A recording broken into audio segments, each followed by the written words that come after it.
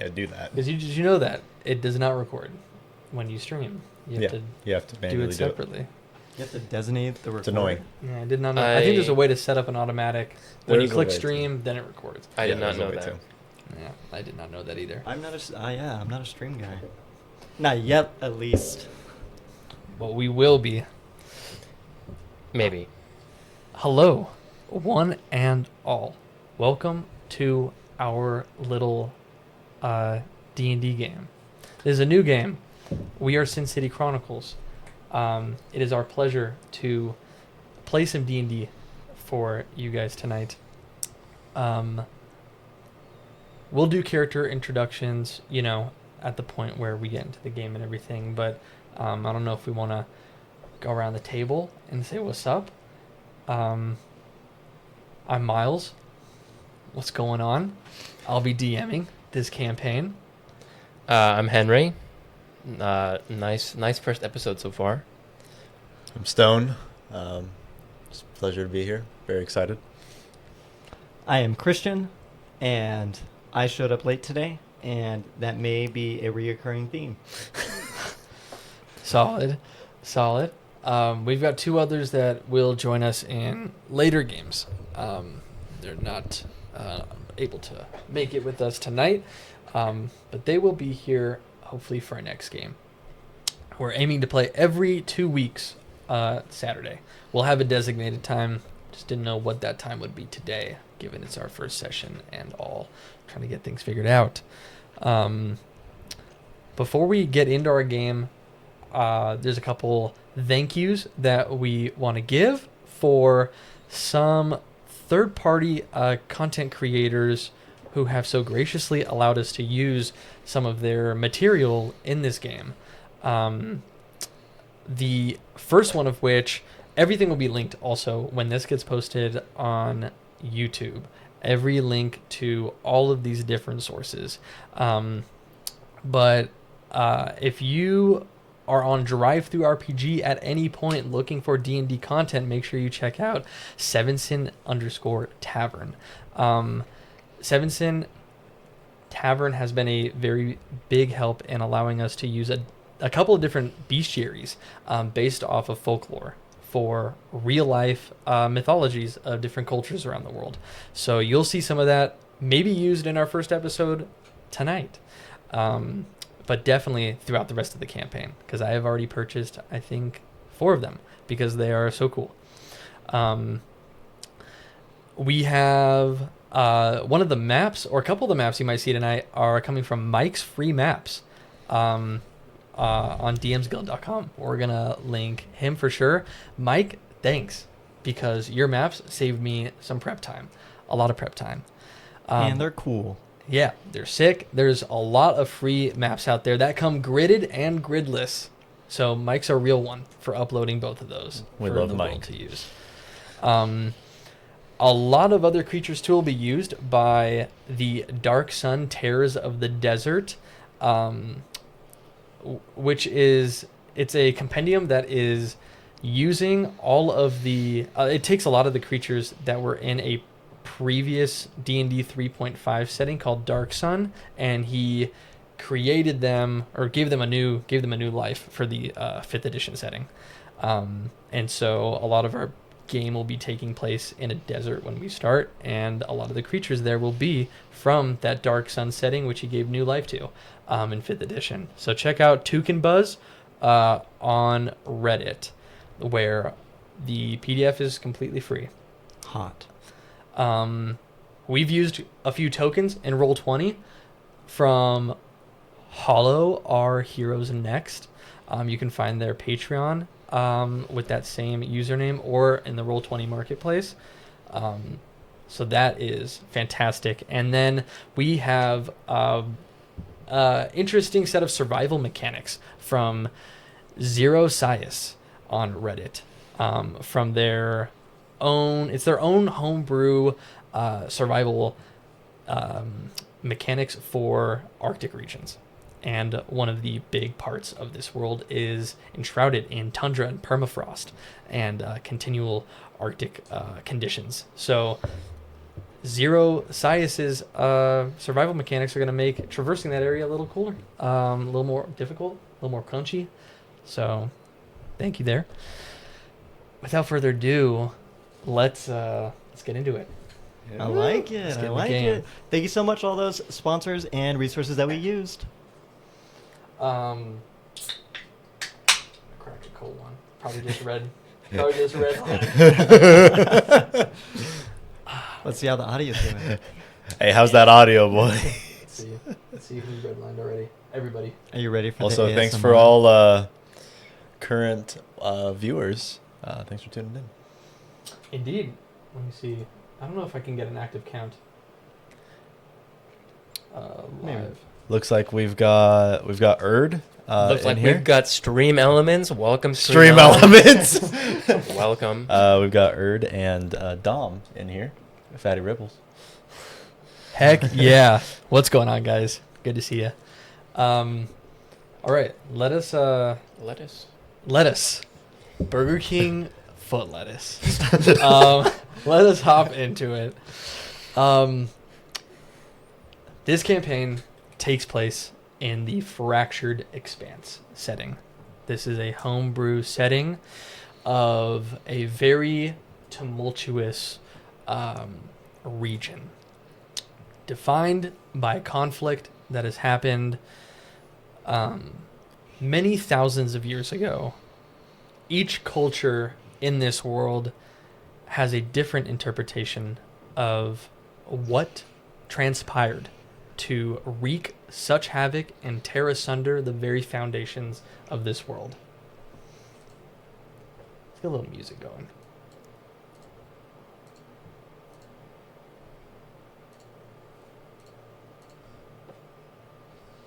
I will also be linking every royalty-free music playlist that I've discovered on YouTube.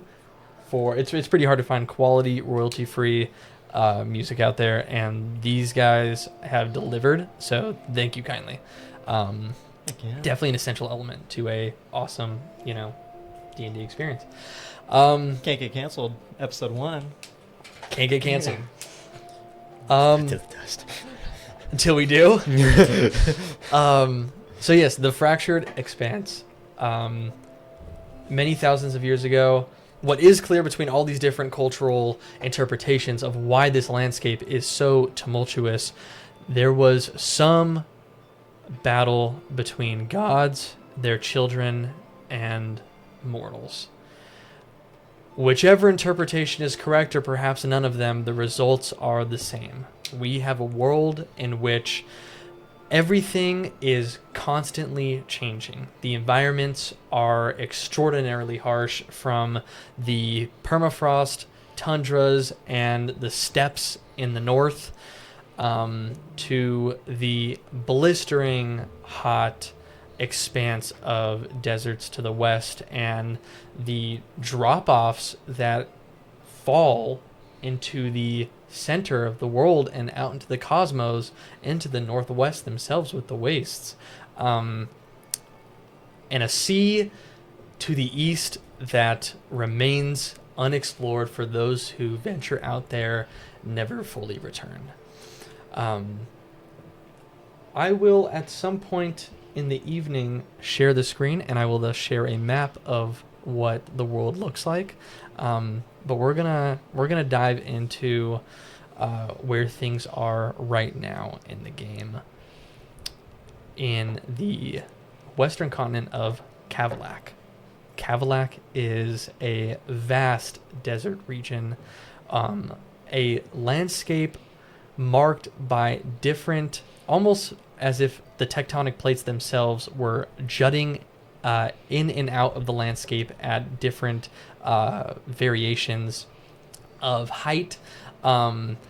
It creates this serene landscape of what may look like mountains in the distance end up being ever shifting formations of rock patterns, or even bone, or ancient buried structures from the age before, the time before the fracturing and the war of the different gods and their children happened.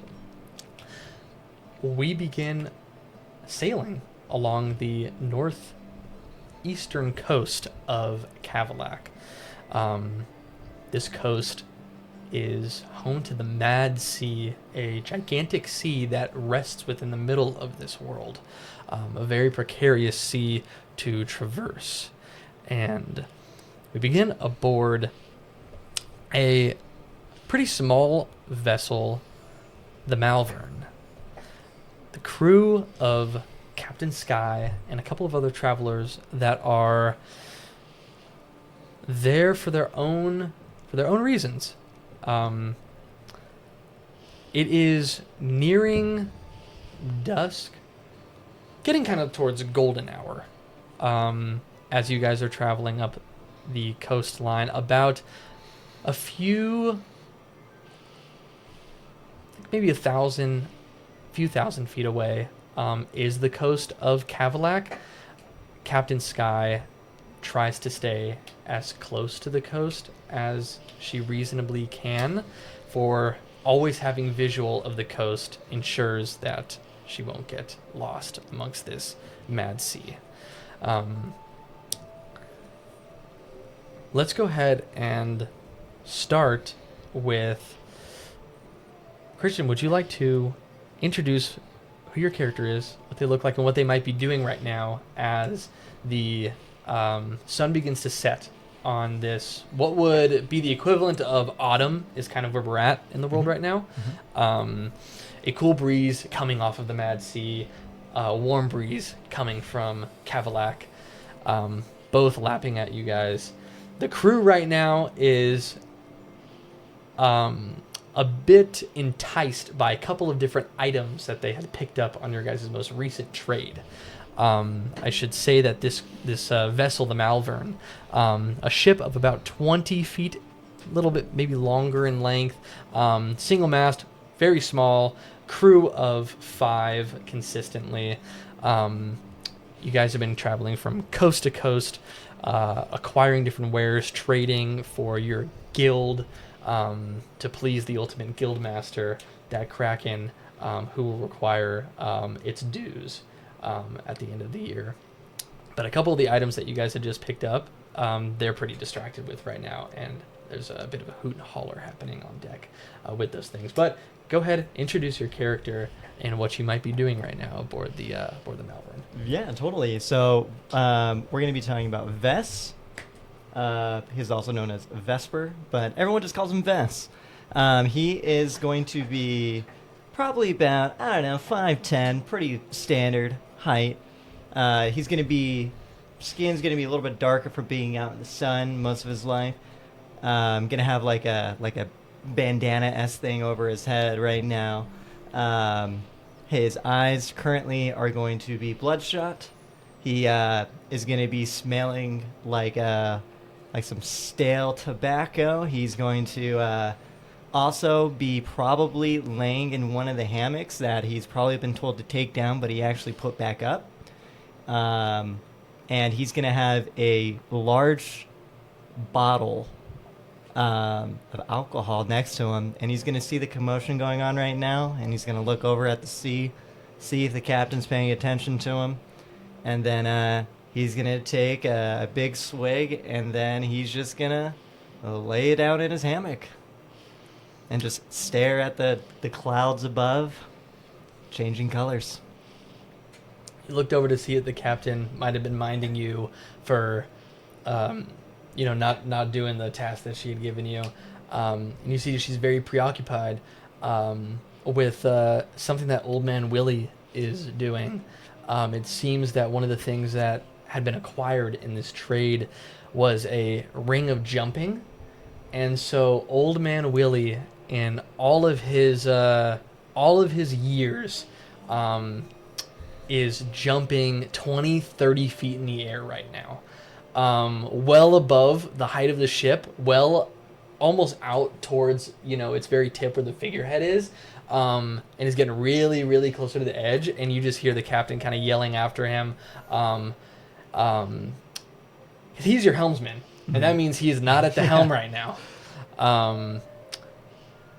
And would you say that are you like below deck, kind of looking through like a porthole, swigging your alcohol, looking out over the, the changing clouds and the colors? Or? I would say there's only one mast on the ship, so I've probably set up a hammock from the mast to a portion of the exterior wall, kind of closer to, actually funny enough, to where the helm would probably be, closer to the back end of the ship.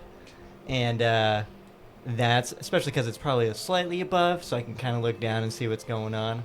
Gotcha. So, based off of that, it seems like he's starting to kind of jump towards me a little bit. Okay. You'll see at the helm, it's not Willie. It is one of Numbers' contraptions that he's been trying to make lately that can basically make it like an auto steer. It's this like steampunk-esque contraption that he has fastened to the wheel itself, and it is making like little slight adjustments based off of something. You don't know how he calibrated this little like clockwork machine, but it's supposed to be keeping the ship on course and in a straight direction. But it's been known over the last few weeks to just completely malfunction and take the ship in a different direction. Well, that's a great question. Does it look like we're going in a straight direction, and does it look like it's going to explode? You have a proficiency in like navigation, Mm-hmm. right? Mm-hmm. You could go ahead and provide us with the first roll of the campaign. First roll. Let's get a Hype. survival check to see, knowing what you might know about Thorn's different routes of how he, traversed these coastlines. Excuse me, where you guys might be right now. Critical fail. Nat 1 to begin. Yeah. Oh my god. First roll of the game.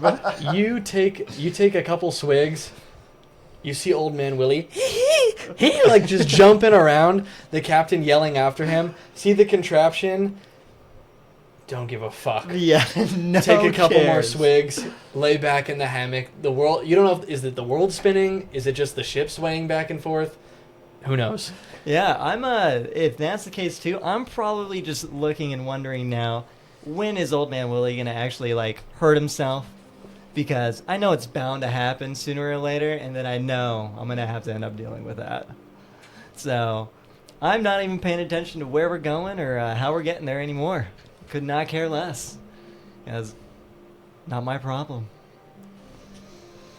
Let's go over to Stone. Would you like to introduce your character, what you might be doing amongst this commotion? The crew's gathered around old man Willie. Not trying to, they're not saying stop what you're doing for, like, they want to turn with the ring. Like, he's hogging the ring. So they want their go at the ring of jumping. Describe your character and what you'd be doing right now. My character's name is Ronus Fellwinter. He's a white dragonkin. About 6'2", very tall, very muscular, has a lot of burns and scars from his occupation as a blacksmith, as you can see with the smith's tools that are hooked around his belt, and a large warhammer at his side. He's about 26 years old. Golden, almost like unnervingly yellow eyes. Like slightly curled back horns going backwards from his head. And currently he has a pipe that's like sitting ajar on like the corner of his mouth, with like small puffs of smoke coming out of it. And he is below deck, kind of like hearing the commotion, not really giving heed to it, but he's inspecting the goods that he's bringing back for the Frostfire Forge, his family business, back in his hometown. He's just opening crates, inspecting the quality and the haul that he's bringing back.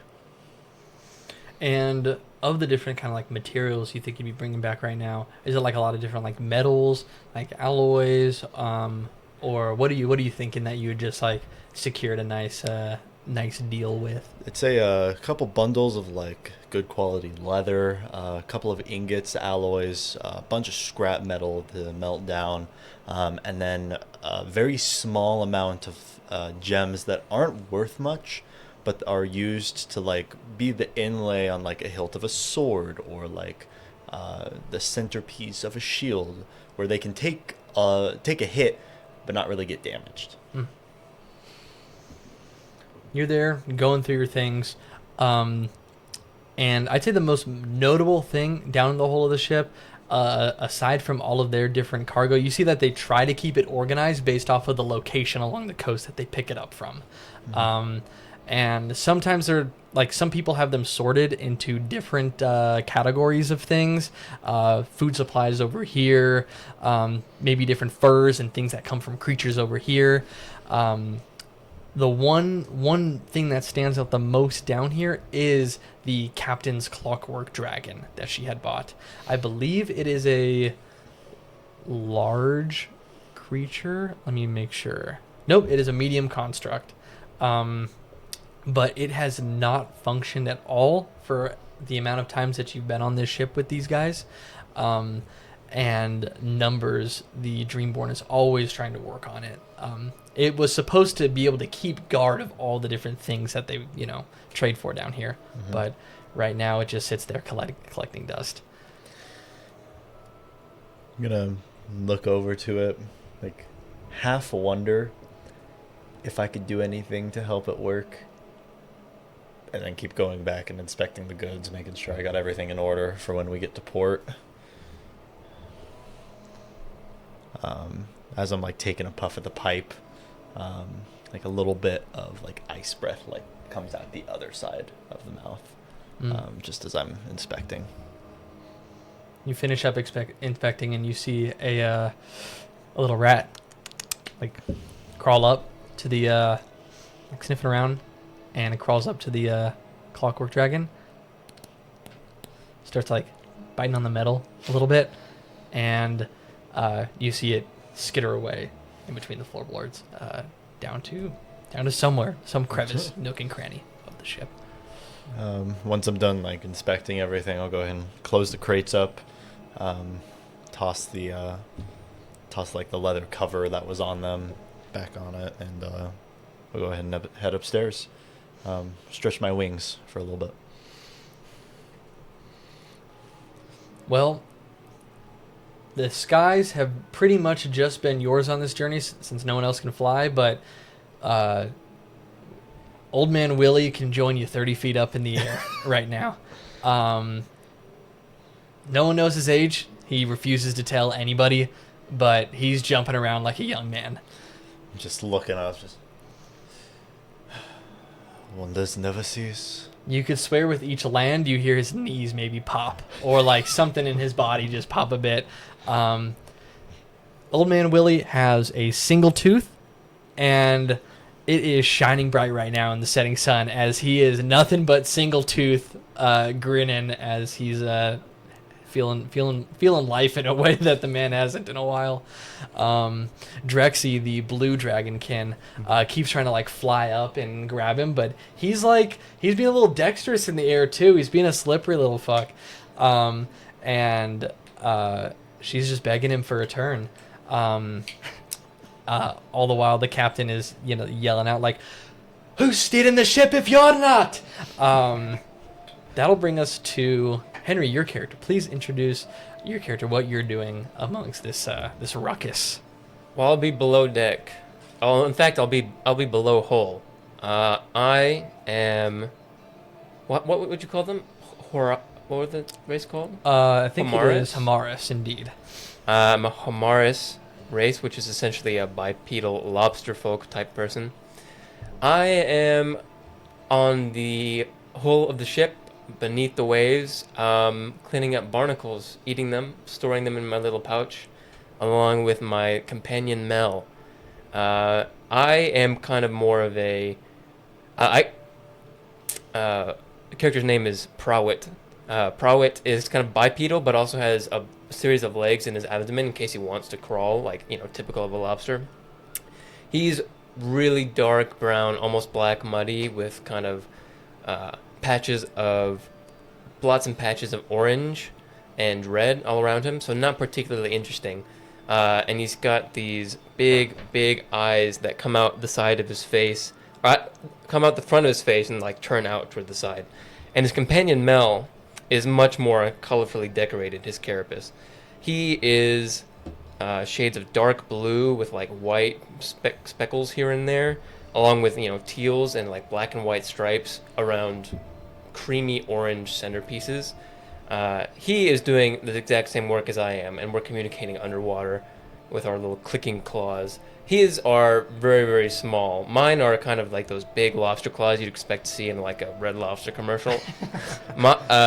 Mel's are kind of just functional and barely there. But, we make do. I guess you just hear the muffled, like, little thuds of something happening above deck. Mm-hmm. And you hear the muffled little giggles of Old Man Willie and some kind of commotion happening upstairs.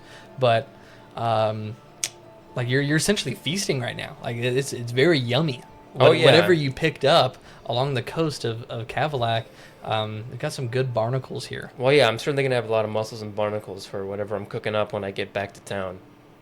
But I think for now I'm just going to be content to stay on the bottom of the ship, feel the breeze in my hair, but I'm going to feel the current in my, what is it, lichen? Lichen? What is it? Your shell. My chitin, that's what it's called. Yeah. All of your hard exoskeleton little openings, you'll feel the current. Oh yeah. Go through. I'm trying to think if you guys are you looking around in the water while you guys are down there? Well, yeah, we must be. After all, we're pretty much done, I would imagine, since we're near the end of our voyage. Yeah. Give me a perception check while you're looking around down there.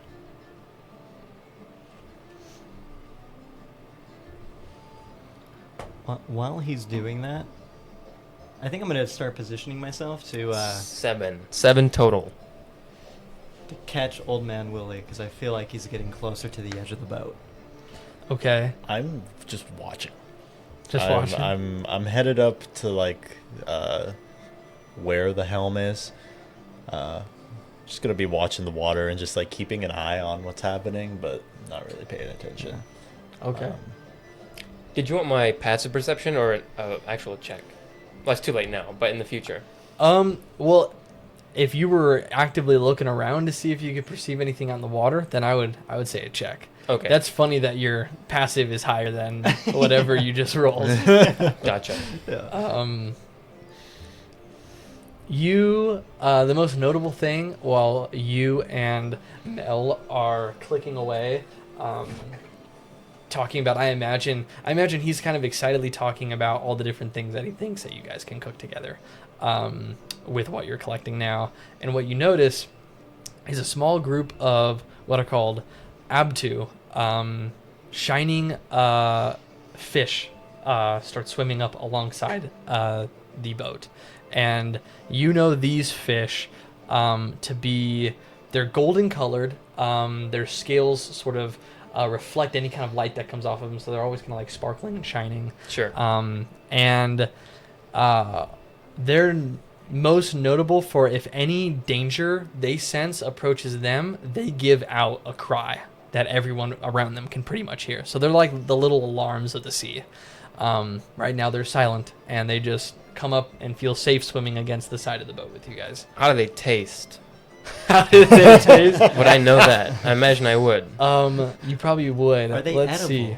Let me see what. No. Let's see. Let's see what kind of damage they do, and then maybe that'll give insight into how they might taste.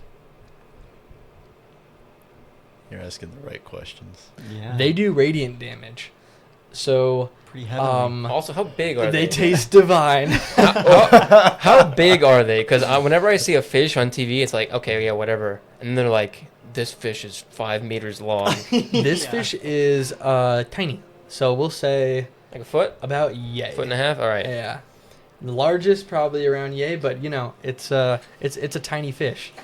It's a little itty bitty fish. I have a question for you. Can I communicate with my voice in water? I can, right? Yeah. Okay. I'll instruct Mel to go get a net from above deck. Okay, he'll click an answer, and start making his way crawling above deck. Perfect. I love that. This is the second campaign where you've started below a ship. Oh yeah, that's true. That's true. Yeah. Okay, he'll go up on deck, and you're getting ready to position to try to catch Old Man Well, Willie. I've changed my mind. Not necessarily like catch him, like grab him. Mhm. I've actually the bottle that I've been drinking, my glass bottle, whatever it is. I'm gonna cork it, and then I'm gonna flip it up, over, and then I'm ready for when he lands, and I'm just gonna try like give him like a bonk to the head, to get him to stop jumping. Okay, So- getting ready to bonk, and then what are you up to? I'm just amused. So I'm watching it all unfold. If I need to step in, I will. But I'm up with the captain now at the helm. I'll just turn to her and say, "Well, your crew's quite a bit rowdy, huh?" I'd say it's less the crew, and it's more just that one. Well, You never know what to expect with Old Man Willie. that's for damn sure. William! And you're going to see the Dreamborn numbers. He's waving around a card in his hand, and he's asking the rest of the crew what this does. He's trying to get Drexy and Old Man Willie's attention, but they're not paying him any mind right now. I'll wave numbers over to me. Numbers, come here. See, kind of turns around. For those that I shouldn't say for those that are not familiar, no one is familiar with this. The Dreamborn are a mechanical race of sentient beings. Usually their bodies are constructed of some alloy that is kind of unknown to the rest of the Fractured Expanse. But this Dreamborn numbers has gone through a serious makeover and renovation of replacing a lot of those metals with driftwood that he finds. So this driftwood humanoid kind of runs up to you, and he's holding a card in his hand that shows it's very weathered, and it's pretty hard to make out the picture, but after looking at it for a couple of moments, it's clear it's trying to depict some sort of cleric or priest and a couple of practitioners of some faith. Like there's one individual in the middle who's clearly taller than everyone else, and a couple of others are knelt down besides them. And it's that front and back. Okay. And kind of hands it over to you. Do you know what this does? I'll take it. I'll look at it. They told me it was magical. It's not doing anything, though. What kind of check would it be to determine what it could do? You Would could be do an like Arcana check. Arcana, investigation. Yeah. If you want to try the magic end, you could give an Arcana check. If you want I'll to do try that. maybe, if you know what this card might belong to, maybe like a history check. Can I do both? One or the All other. right. I'll do Arcana. Let's see what we got. 15 on the die is a 15. Solid.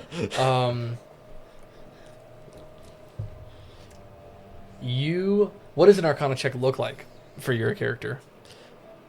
I guess at this point, let's see.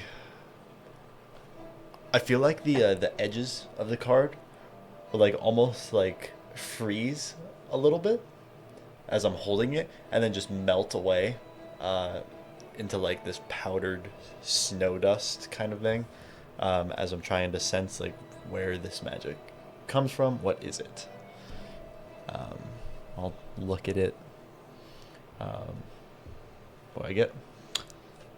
You, with a 15, it's clear that whoever had sold this to Numbers wasn't lying, that there's something arcanely intrinsic within this card.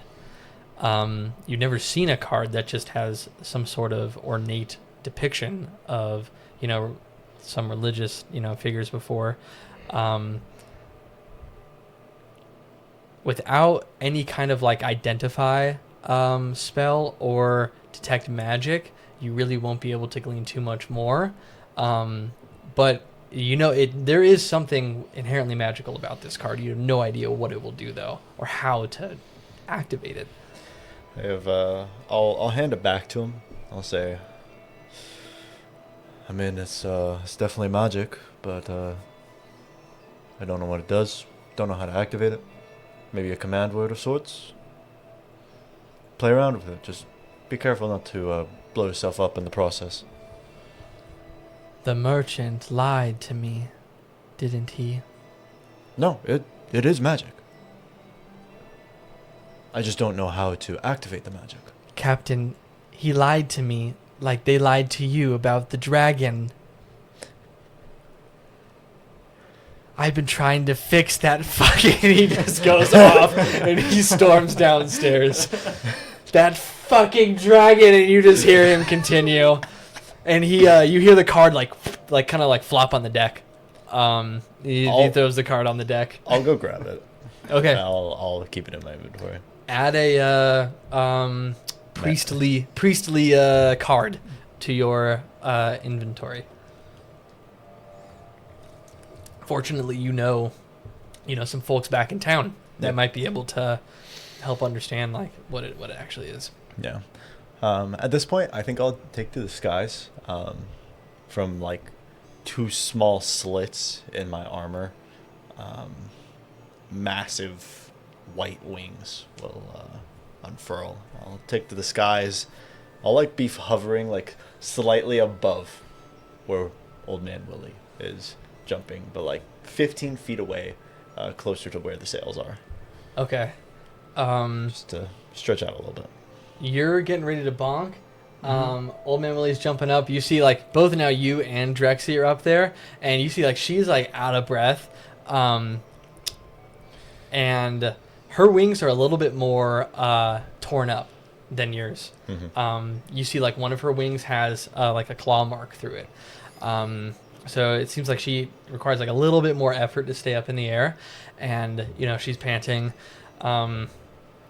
Old Man Willie jumps up kind of like near you guys. He gets like 1 or 2 seconds near you guys, then he falls back down. And so he'll say, "So this is what it's like." And he'll just keep jumping up. At any moment, I guess you can kind of get next to where you think he's gonna fall next, and then try to give him a little bonk.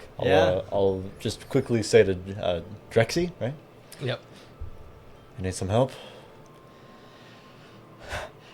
No, I don't think so. No, I just want the ring. I just, and then you'll see like she tries to grab him again as he gets close again. But he does like a little like twirl. Old Man Willie has a natural knack for being acrobatics. He could he had another life in a circus, it seems. I'll give her a skeptical eyebrow raise and just, so be it. I just want to jump. I just want to jump too, that's all. But I know I can fly, I just want to jump. And Old Man Willie, he'll come back down, and you can go ahead and try to give him a little bonk. That is... it was a 16 on die. I don't know what for a bonk, I guess the proficiency, so 18? Plus 2? Just with proficiency? No strength or... Yeah.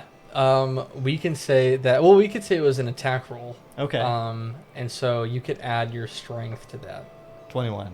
Okay, you hit Old Man Willie, but you're not trying to cause any kind of... No, I'm just trying to stop him from jumping Okay. in the way that Vess would. He goes ahead, lands down, bottle, which is near empty now, connects with back of his head. You'll see that he kind of like recoils out of pain for a little bit. Give me that. I don't know. No, it's mine. No, it's not. This And is loot. This isn't your loot.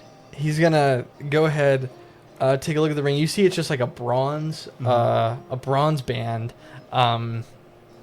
and he's gonna go ahead, give you kind of like a one-tooth scowl, take it off, and he's gonna say, "Fine, you guys want a turn?" Don't do it. He's licking the tooth. Don't do it. And he throws it up. If anyone wants to try to catch it, Drexy's definitely going to try to catch it.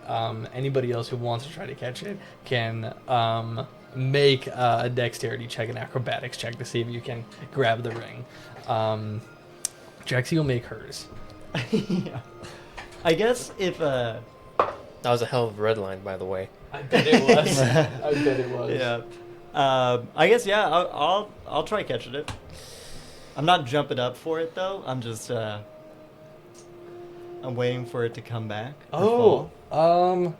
shout out. I didn't even see chat with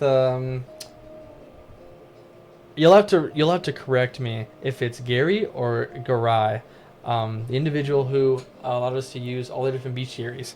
Oh my god. Yeah, chat. I did it. I saw the chat I coming. know it's like 3 a.m. over there for you. Yeah. Well, thank you so much. They said hello. They're brave adventurers. Congratulations with the start of your journey and have a marvelous adventure. Thank you so much. Thank you kindly. Yeah. Much thanks. And I didn't want to then interrupt. You know. Creature seat. What's popping? Thank you. Yeah. Okay, what did you roll?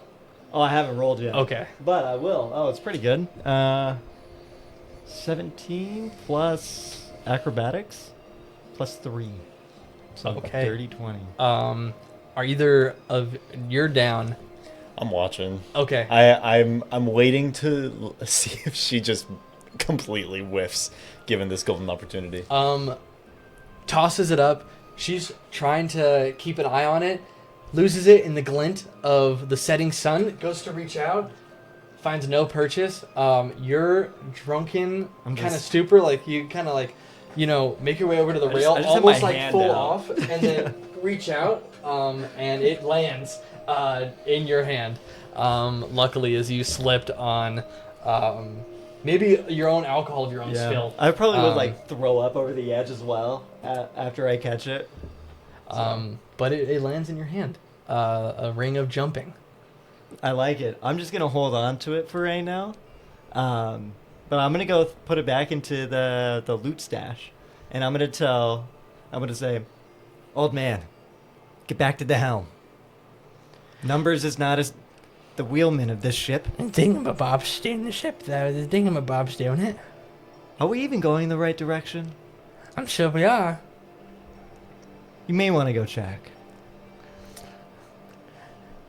I'm gonna need this looked at later, Yeah, just go get a drink first, and then tell me if it still hurts. Drink sounds good. Yeah. Here, And I give him the empty bottle.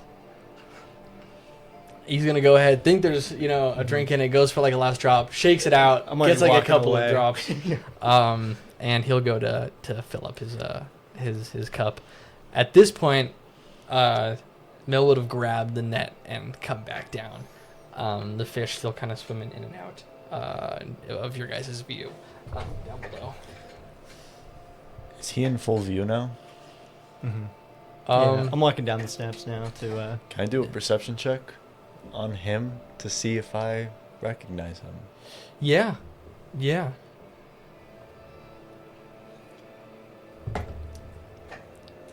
15 on the die for a 19. Okay. I would say through the grime and through the different weather transformation that you've had. Had a 5 o'clock shadow now. Doesn't really take care of it. My clothes are just in disarray. But you probably do remember a more cleaned up version of me, wearing like brighter colors. Just being like the general like help of everything that's going on with the ship. Trying to make sure everything flows smoothly. I'll fly down and I'll land on the deck. I'll say, Is that you, Vis? Well, last I checked. Don't know who else I'd be. God, you look like shit. He's gonna like look over at you and be like, "Thanks. It's Sorry. good to have the support." And he's gonna slap you on the shoulder as he's going down. Slap.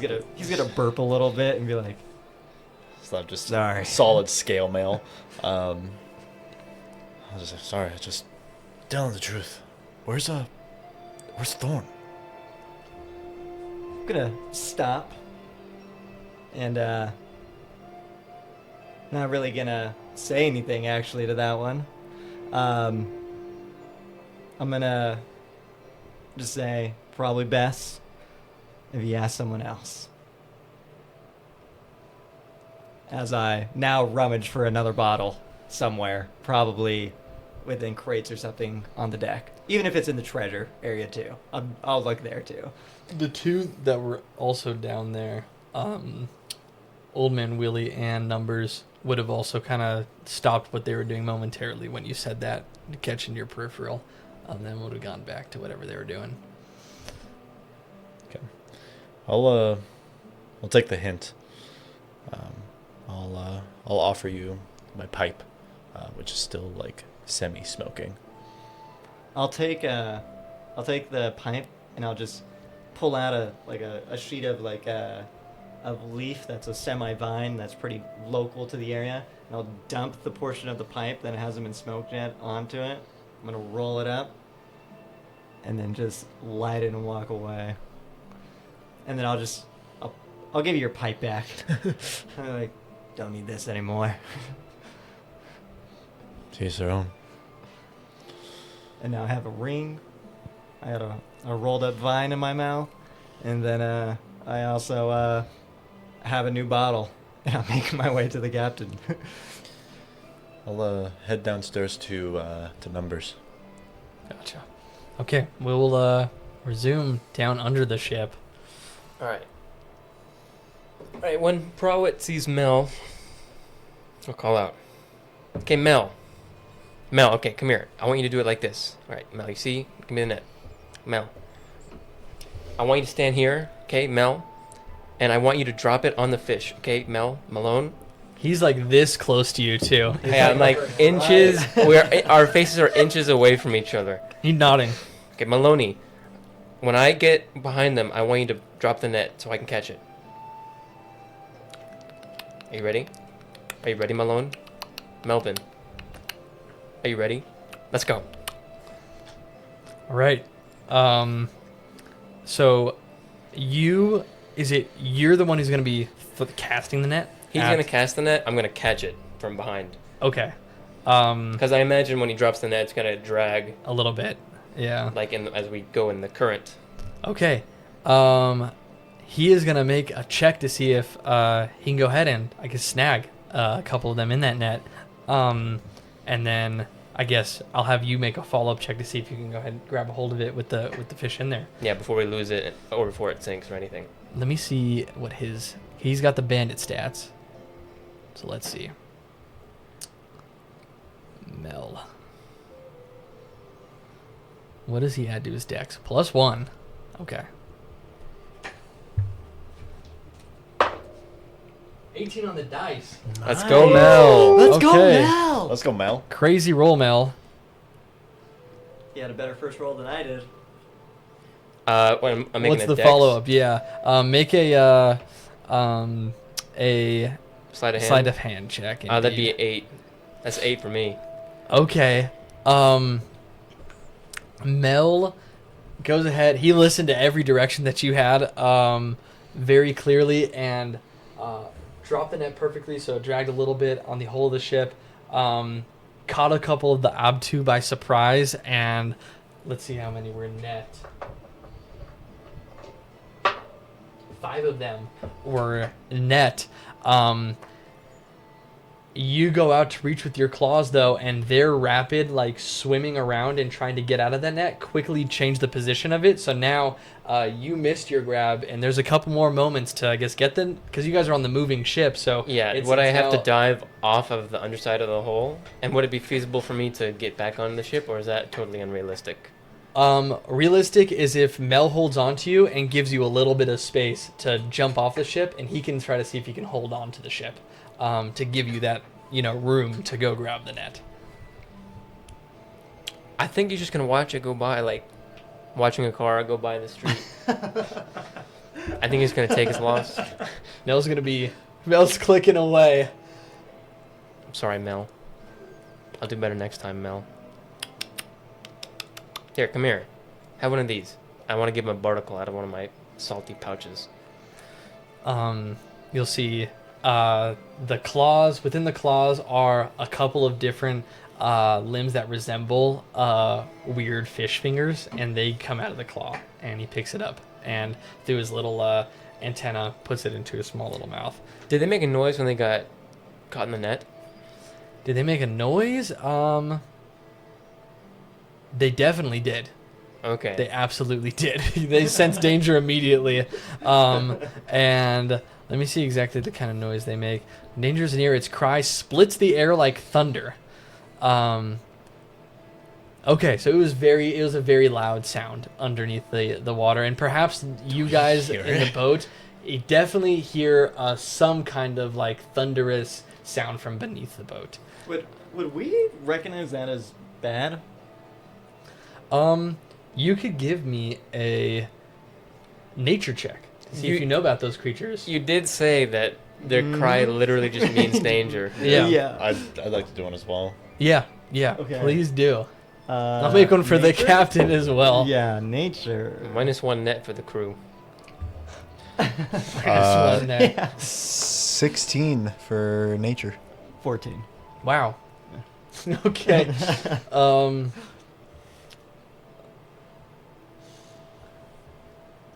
Let's see what the captain goes to. That's a 4. Okay. Yeah, I'd say you two have traveled the coastlines enough to know that fish gives off a warning when it senses it's unsafe. You see the crew seems a bit occupied with other things right now. You two kind of catch sound of what what just happened. Well, you don't know what happened, but you detect something below, not even below deck, but below ship. Captain! Get everyone to their posts! Below deck! Are you two staying down there?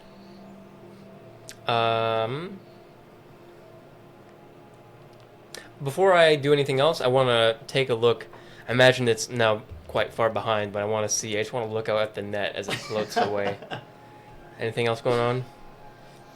With the net, Did they get out of it? yeah, I say they get out of it. They're pushing and struggling hard enough to to escape. Mel, Meeting no resistance. So Mel, what would you say about getting another net? he just kind of he's gonna kind of get you he's gonna give you like a kind of like a deadpan lobster stare. Mel, how many? He's not even gonna click. He's just gonna kind of look over. Mel, how many nets have we used? One claw. For the deadpan look, I imagine his head turns and then his eyes. Yeah. He'll give you some clicks.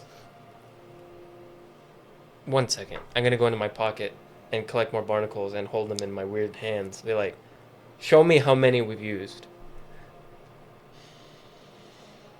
Mel is going to hold out his claw and the weird, strange fish fingers are gonna come out, and he'll hold up one. One barnacle. I eat one barnacle. I put him back in my sack. And I'm going to go crawl up the side of the hole. He's gonna click in extreme confusion, and crawl up with you. As you guys kind of, you two rush to the side of the ship, and the rest of the crew, just kind of saying, "What's going on?" Those bad boys are screaming. They emerge from the side of the ship as you go ahead and go look over. The captains come up. What's all the commotion? What's going on? Get out of the water! No, it's fine. They're just screaming. Why are they screaming? They only scream when they're in danger. I'm throwing a rope down to you to help get you out of the water. I don't need any faster. help. I'm fine. They just do What? that sometimes. That usually means danger. I'm fine. Can I like do a perception check in like the water around? Yeah, you'll see captain's looking around too. But then she sees the blasted contraption on the helm, and her entire attention, you just hear her yell, "Numbers!" So you go ahead, you take a look around. What do you roll? 15. 15. You spot maybe like 60 feet off in the distance now, a net floating on the surface of the water. A net from below deck. But that's it. It's just an empty net. I'm gonna like point off to it. Is that one of yours? No. It's one of ours. The rope! You just see me in a drunken craze, still trying to throw you a rope below deck. Like, grab the rope! I'll grab the rope to humor you. And I go, heave! And I just lean down. I'll let him do it. And I'm just like constantly like trying to pull him up out of the water right now. I don't know how much you weigh, but like, I don't know either. You're probably pretty heavy. yeah, I'm probably like going super slow, if at all. I'm probably like getting you like inches at a time. I'm like, Drexy! You'll see she's just kind of like flying, hovering, looking above, like seeing, what's happening. You're straining yourself so much you're drunk. I'll say you like throw up a couple times while you're trying to heave him up. You'll see Numbers runs up, and him and the captain are getting into an argument now about his contraption trying to lead them in whatever direction, and she doesn't think it's working. And you go ahead and you get him over. Do you go like full dead weight just to further your amusement of the situation? Or are you helping him at all? I slowly move my legs, kind of like you can't see it, but like like along the side of my body, like just to help him a little bit. Gotcha. But other than that, no. I let him do it. I know he likes his drama. Yeah, Drex will stay hovering over you. You'll hear her say, "It looks fine to me. He can swim. And he can breathe water. He's fine to me." Gotta get him out of the water! All right. When I get above water, I see them working on this contraption. Sorry, when I get up onto the deck, I see them working on this contraption. Is that correct? Yeah. You see Numbers pulls out a variety of different his tinkerer tools, and he's actively tinkering with it while the captain's yelling at him to get it off the helm entirely, and yelling for Willie to get back here and do the job that she pays him for. Mel, do you think you can deal with that? You think you can handle that machine? He'll give you some clicks, and you'll see he'll start to walk over in a pretty awkward way. He like loops long around the two that are engaged in conversation and kind of gets in both of their blind spots and starts like walking up on them. Do lobsters smirk? Like, do lobster folks smirk? We could say maybe his antenna have like a little bit of a tell. That, Oh yeah, dude. He's got like those big chunky antenna right here, and they get really long and turn around like this. So whatever you want to do with those, however you want those to emote. He's got a little quirky emote right now as he's walking up. You hear Captain Sky talking to Numbers. And it's like golden hours like just passed. We have the night sky of Kavalach turning from those light blues to darker blues, and a couple of the crewmates lit a couple torches now around deck so everybody can see well, and Mel, while you just gave him instruction. I'm gonna go with it. He's rolling so good. It's a 19, dude. Okay, so the captain and numbers are engaged in this conversation. You're hearing things like, "How many times do I have to tell you? You're not putting this on the wheel of my ship until we understand that it works. We've run aground twice now, twice." And he's trying to put up a defense. Mel gets in there, and he starts tinkering with it, with his antenna. That he really has no background in anything like that. So we're gonna roll to see what happens. Was he rolling stealth to get in there? He was rolling. I see. He rolled a 19 plus whatever is his dex. I think it's +1, which is 20. Yeah, he's Dirty 20. He's dexterous. Okay, on even. So he's just tinkering with it. He's just like throwing his antenna in there, dude. He's just moving shit around. Alright, above board. Above board. A 6, or not a 6, any even number. Something interesting is going to happen with that contraption. An odd number. It explodes. He might just he might low key break it. But even something interesting happens. 5. Odd. Okay. He's in there tinkering, and you see that the contraption at some point gives a little little blue flashes of light. Whoa, he's doing it.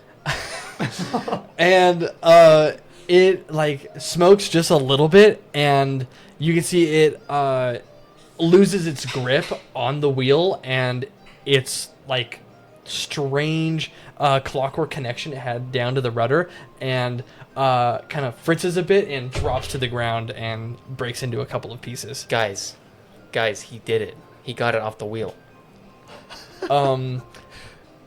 He does it and immediately just turns to look at you. And Numbers looks over to him. What have you done? And goes, picks it up, has the different pieces in his hands. It was working this time. And Willie comes up and is looking through his sextant and a couple of other tools he uses to navigate. And he says, No, it wasn't. We're way off course, Captain. We're really way off course, Captain. He's looking up, taking all of his measurements. What are you two just kind of just observing right now? Yeah, I'm gonna probably yell to the captain and say, "Well, looks like you got plenty of time now to make sure they know we're coming." Are you below deck? No, I'm still above deck. Okay, you're still Yeah. above deck. I'm probably over by the edge, heaving and everything, trying to catch my breath from pulling the lobster folk out of the ocean. I like to imagine that, if you ever throw up out of a car window, you think, oh, it'll go onto the road. No, it just gets all over your car. Yeah. I imagine the side of the boat is just dripping with vomit. Yeah, you've definitely given the starboard a new paint job. Yeah. She'll reply back. As long as we don't run aground again, then I'm sure we'll get there just fine. She'll look over to Numbers and clasp him on the shoulder. You'll get it. Not today, clearly, but you'll get it. And he takes his takes his device back downstairs where his little makeshift workshop is around the dragon. And she begins working a bit with Billy Benilli to try to get back on track. Where you guys are going? I knew you were gonna say. I knew you were gonna call him that. I was thinking about that 30 seconds ago. Yeah.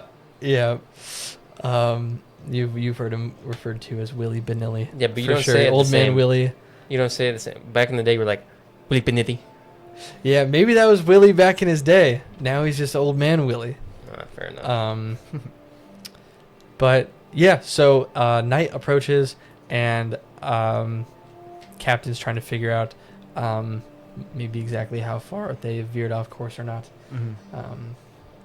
But yeah, anything as evening sets in that you guys are looking to do? I'm gonna go look at the loot that we got. Might as well. I still have the ring of jumping in my hand right now. It's not on or anything, but just curious of what else could potentially be there. Seeing if there's anything that I could like use to like practice like my scroll scribing, or anything like worth taking. I may sneak a few coins to be able to have some like pocket drink money.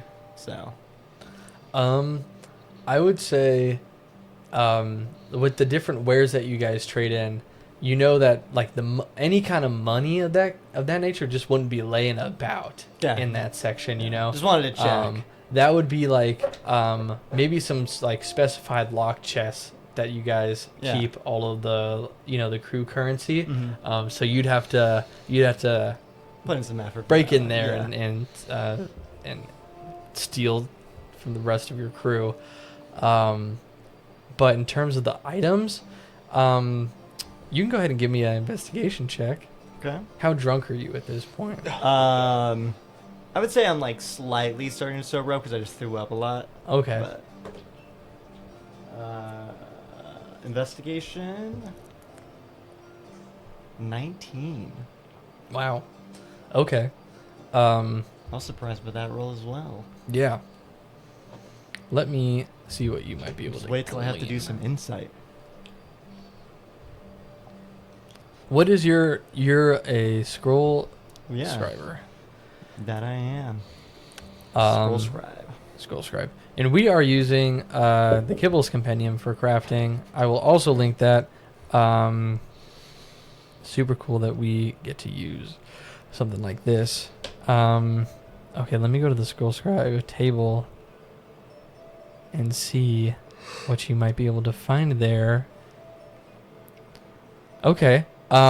You find some common parchment and some common magical ink in there. You can go ahead and add one of each to your inventory. Are you trying to be sneaky about grabbing any of this stuff? No, I'm gonna see it and I'm just gonna yell to the captain and I'm gonna tell him, Captain, I don't think anyone needs this, so I'm gonna take it. It's for a good cause. And she'll go ahead, because the ship is so small that her being up kind of like near the helm, she can go ahead and like peek over and look down through the stairs down to where you guys are. And she'll see that you're grabbing some ink and some parchment. Mm-hmm. And just kind of give a sigh and lean back up over. Mhm. Anything you two are doing as the sun goes down? Captain Sky, let me drive the boat.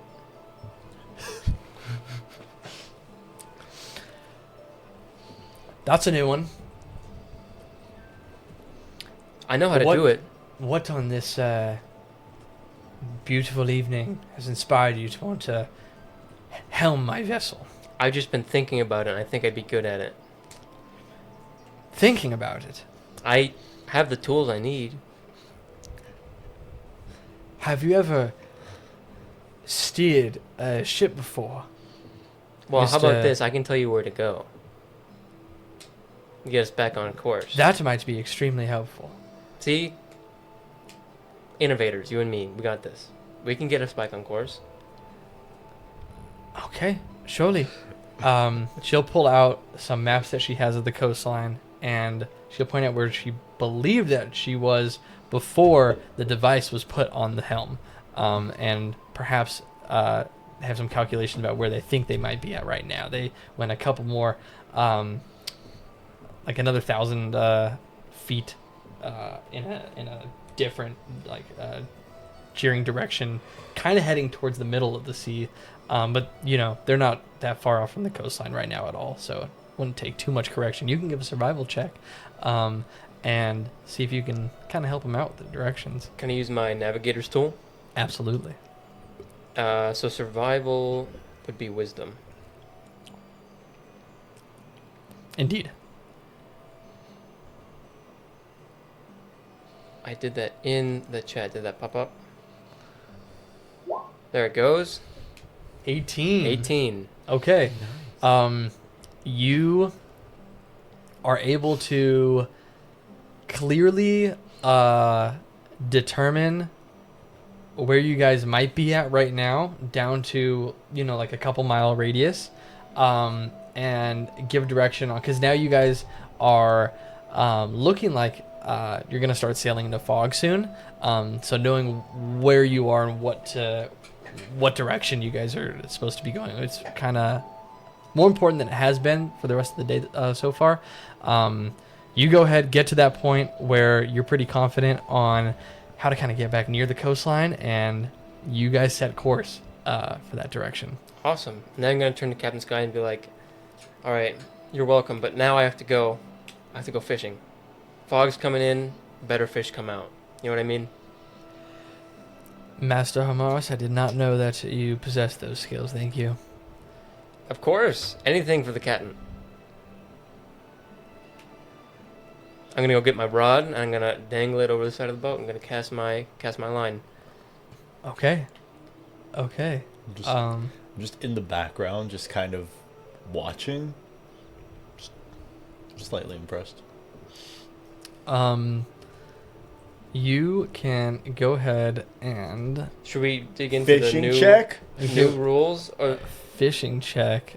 Are you talking about the fishing rules? are there fishing rules in the new book? No, it would just be like going for a hunt. You can go ahead and give a I think it's a survival check.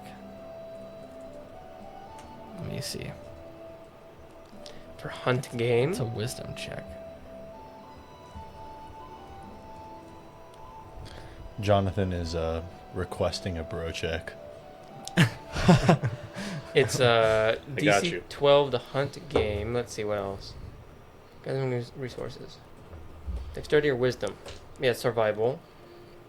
It takes a long time though. I think it takes hours. Let's see. 8 hours into gathering without traveling, you can make 2 checks without disadvantage. So I'll just make 1. I think that is just gathering though.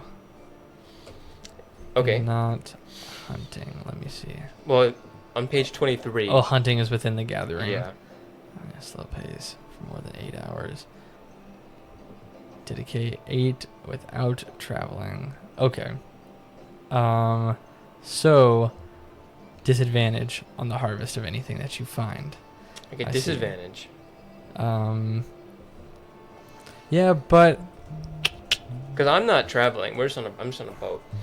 I mean, yes, we're physically moving, but I'm not. yeah, Traveling. food can be gathered with your choice of a dex or I sound like one of those people. What do they call themselves? Who like get stopped by the police and they're like, "I'm not driving. I was traveling." You ever heard of those people? No. Yeah, they don't What? believe in like the government. They think they're free agents or whatever. They don't believe that they have to follow the law. And they're like, "No, I wasn't driving. I was operating my vehicle." Oh, yeah, I know what you're talking about. Interesting. Sovereign citizens. Thank you. Who's that in the chat? That's Ace John. Slum? That's Jonathan. That's Jonathan. Why do you know this? That's Acia, yeah. That's solid. Sovereign citizens. That is solid. I would say I'm not gonna have hunting game take 8 hours. Not for fishing anyway. Definitely not. Even on land, I don't like. That's not gonna take you guys 8 hours. You ever been hunting? No, I imagine it takes some time, But Yeah. for our game, it is not. I'm not gonna have it For take a game, yeah, 8 fair enough. hours. Okay, sure. So I'll do Um, my survival roll. Yeah, you can do a little fishing. You can think of it as like Sea of Thieves fishing. You know, like it'll come pretty quick. Something will bite pretty Okay, quick. sure thing. We If, are in uh, a very, very richly populated ocean. You did have a sea of fish go right next to you. That'd be a 21. 21. Okay. Let me see what I had put down for the fish that you could catch. Okay. With a 21, what kind are you trying to go for? Something that is quite large, exotic? I'm not game fishing. I'm just getting whatever I want to cook. Okay. You go ahead, cast your line into what is now turning into a dark blue ocean expanse, soon to be black with the setting sun.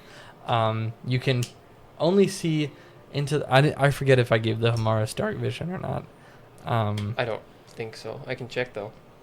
Because if not, you can pretty much just see the extent of where the torchlight is now flickering off the water. As your line sinks and a couple minutes pass by where you're able to get something on your line, you don't know exactly what it is. You start reeling in, and you don't see the body of the creature first, but its arm wrapped around the top of the fishing line, where you see it is an octopus. This guy is going to taste so good. You see the arm. You continue going. Oh yeah. Okay. This is. I mean, yeah, of course. How do they actually catch octopus? Anyway. Spears. Oh really? I'm pretty sure they. Well, actually, I don't. I'll look it up. 'Cause I'm Yeah, curious. because they're slippery little things. Traps. They use traps and lures. Okay, that makes more sense. Oh. Okay, anyway, so I keep going. You keep going. You get the octopus up near you to where it kind of to the side of the ship. Uh-huh. Go ahead and roll initiative. Yes, sir. I don't know if anyone else will be around you while you're fishing. You go to like the front of the ship and you're fishing, or Did you go to where 22. you got pulled up? 22. Because I'm still over there. I'm saying I would be like in the middle. I'm thinking of like the Sea of Thieves sloop. I'm like in the middle, and on the right, on the starboard side, right? Okay, yeah. Yeah. Yeah. I'm nowhere near. I would probably be around, but This man's 1v1ing an octopus right now. Okay, and it is it's small. It's a small octopus, but nonetheless it's pissed. And you see with its tentacles kind of writhing up, you see its beak emerge from within the depths of all of its with all of its slime.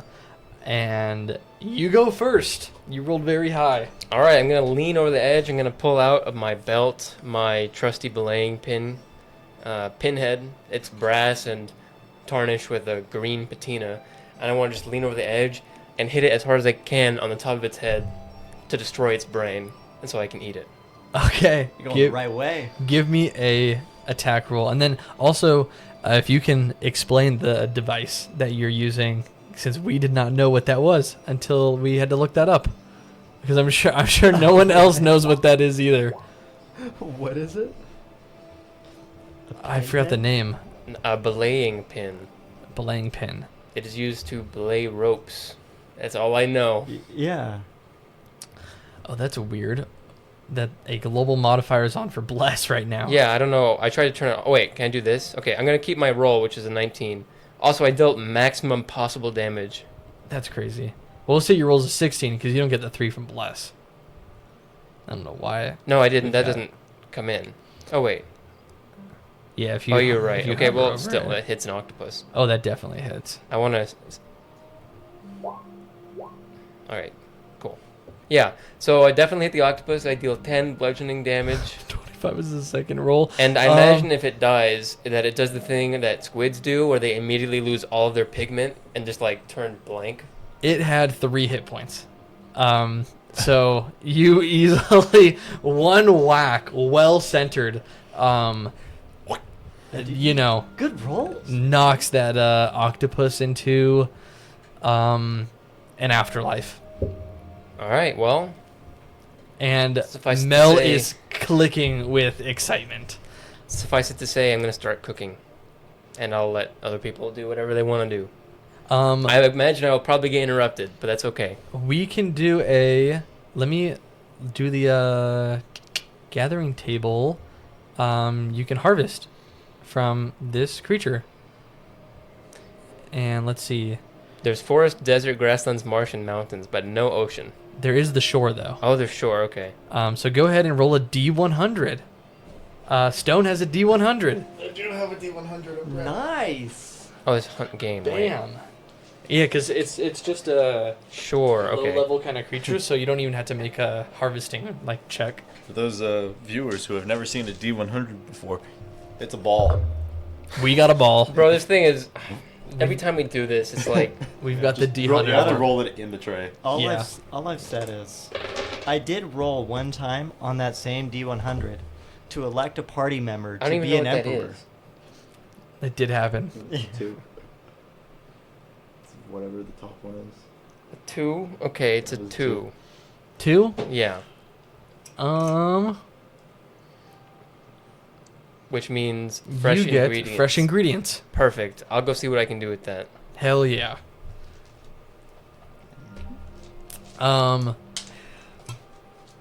Prawit, you guys, I don't know if any you were above deck, kind of looked over and saw that he just did one loud smack against the side of the hole, grabs this deceased octopus and starts bringing it downstairs. Rest of you guys, anything else that you might be doing this eve? I am going to go over to Drexy. What is she doing right now? Drexy,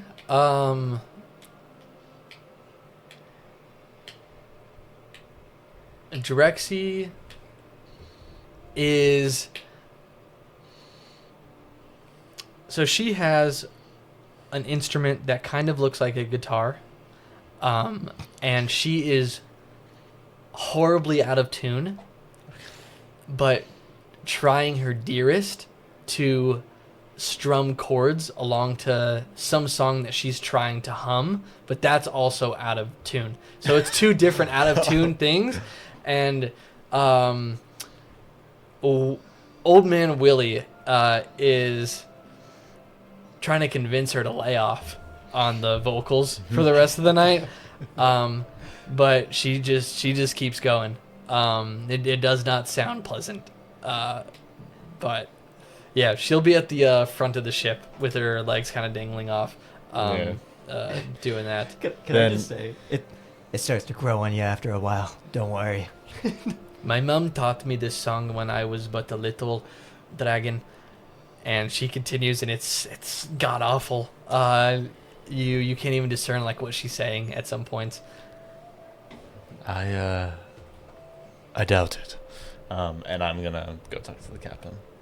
I'm gonna ask the captain. So, I noticed a member of your crew is missing. Where's Thorn?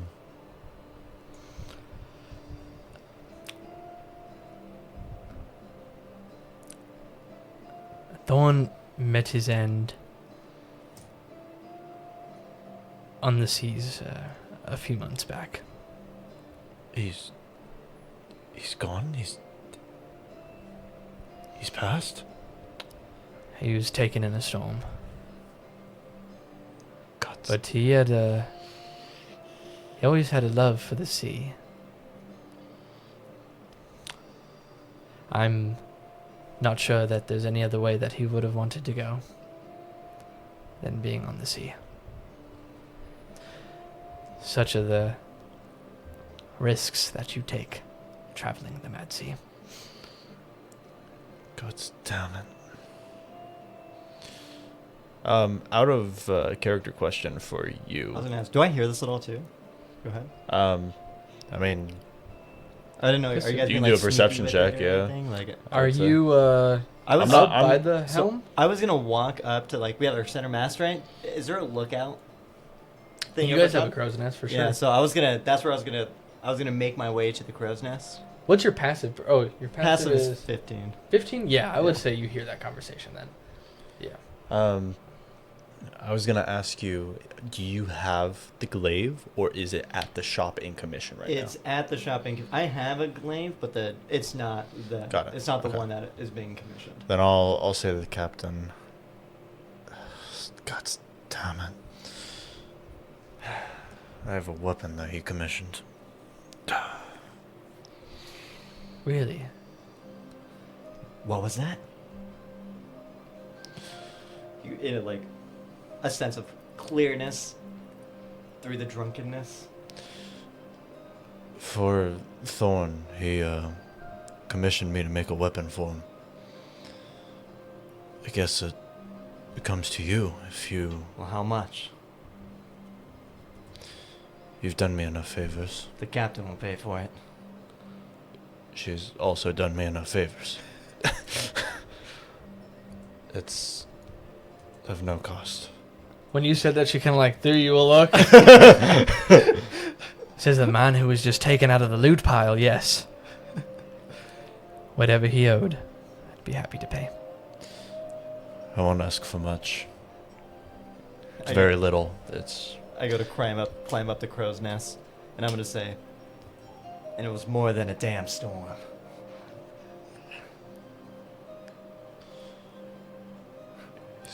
pretty beaten up about it. Roll me an insight check to see if you can read what she is giving after Vess says that. I'll be right back. Okay. Yep.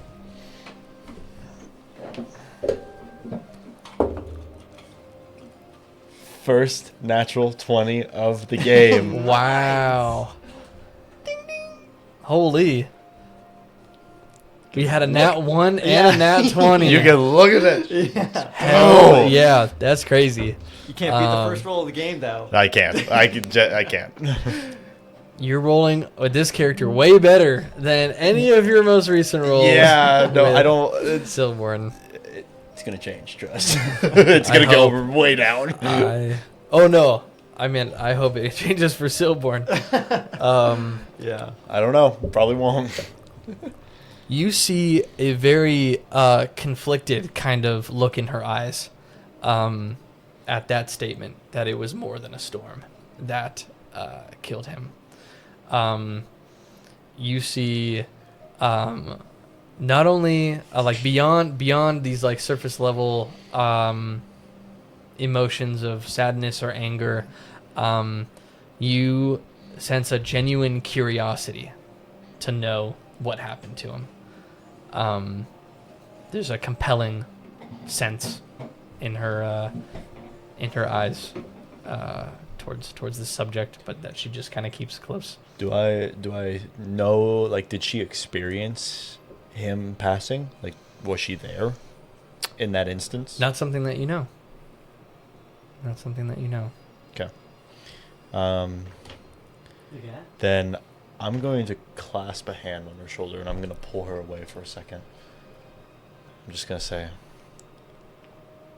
tell me everything.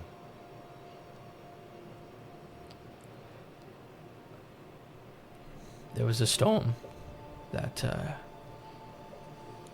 took him, and she's just kind of looking off now. Not just the storm. Vess wouldn't say something like that unless there's something more. So, in great detail, please. I'm going to tighten my grip a little bit. I'm going to say, even in death, I don't leave my customers unsatisfied. I'm going to roll to intimidate. Okay.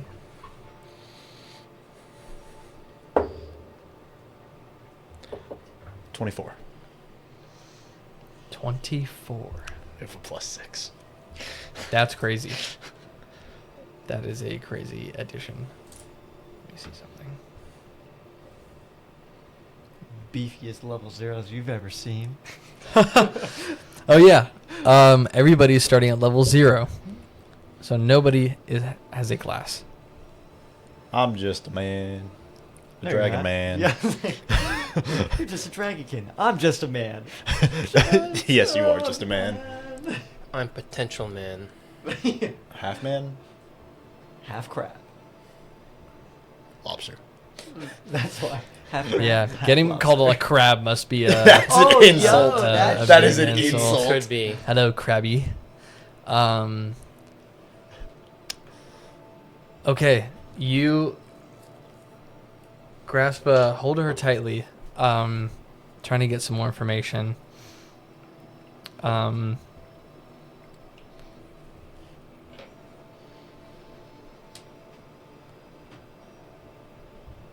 All right. There's no need for all that. I'll loosen my grip. Vez thinks he saw something impossible. He thinks that a custodian caused the death of his friend. To our family. It's not impossible, but it's more than improbable. It wouldn't make sense. He thinks that he saw Kolthrak of the Sea. I would say you grew up enough with your dad being a practitioner of Assyrianism to know that Kolthrak is one of the custodians of, like, these creature-based custodians that the Assyrians believe are the main childrens of, their one god, the All-Mother. Kolthrak being this, indescribable combination of different, sea creatures, shark, squid, octopus, Cthulhu-esque kind of deep sea being that is a very, very angry, kind of like a Poseidon equivalent that is just always cursing the sea and making it incredibly difficult for people to travel. They believe his anger is the root of the mad sea being mad. And a lot of sailors will pray for a, peaceful journey to Kolthrak.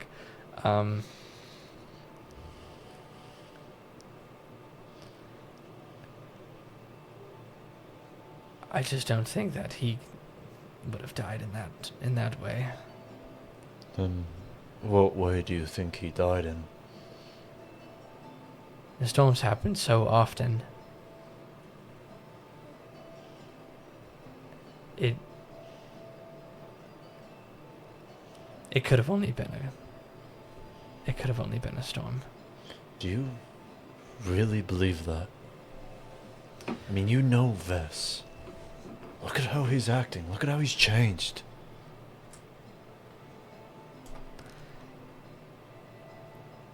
So you're just kind of look off, still feeling that there's just stuff that, she's not forthcoming about.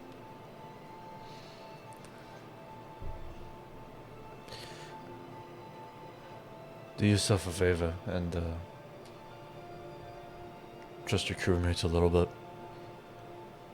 Sometimes believing in the worst is better than believing in something less intense. Because then you may be prepared for it.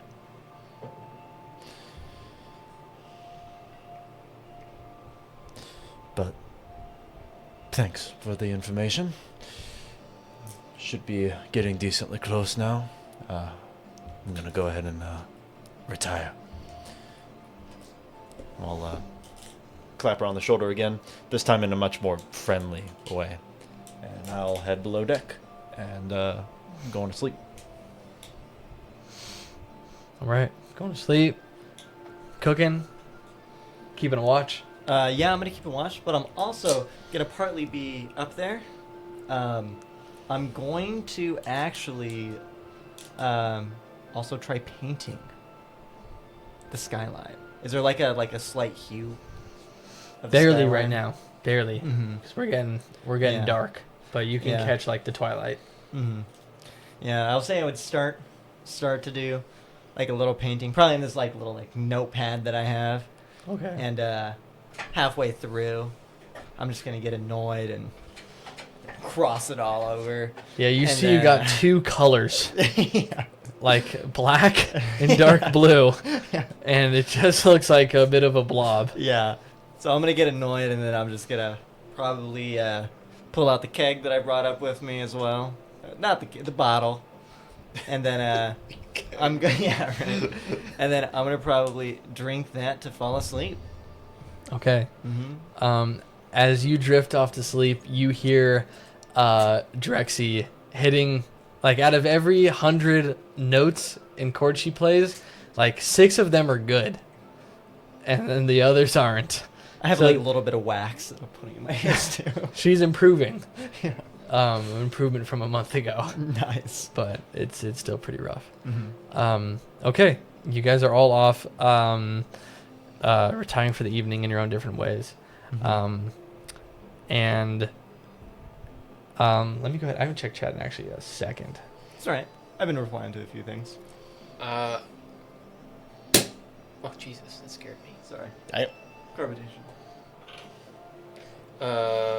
If there are 2 hours in between now and whatever happens next, should I finish cooking?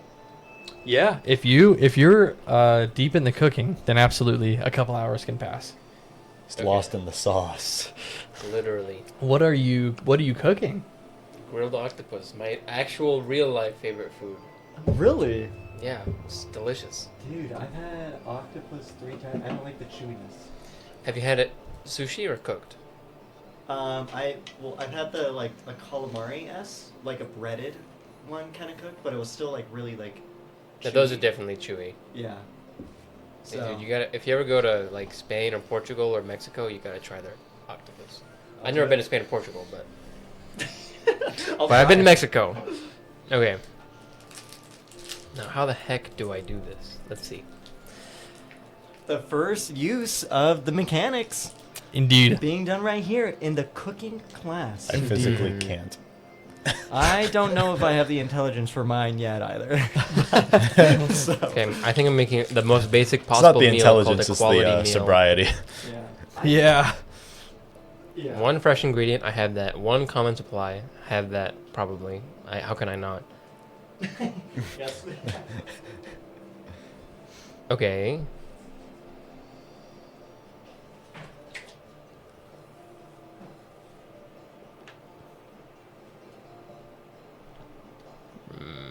Thank you, Rin Rain. We appreciate that. Okay, so cooking modifier. Okay, yes.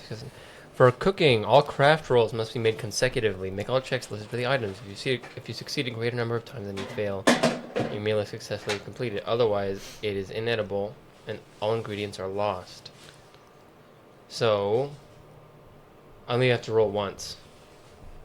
I think. I think I might actually have multiple attempts, but I'm not sure, so I'm just gonna roll once. And I add my cooking, which is wisdom. You get 3 attempts of failure. If you fail 3 times, I think it automatically fails. That's interesting because another one, well, we'll talk about it later. Yeah. At least that's what it is for. That's a 14 plus my wisdom. I think it's different across It's all of them. 20, I think. I imagine that Or succeeds. at least Let me it's at see. least 16. I don't remember if you add your wisdom as well. Let's see. For cooking, there's also a free version of this online. For those that want to use it in their games too. Oh no, it says wisdom.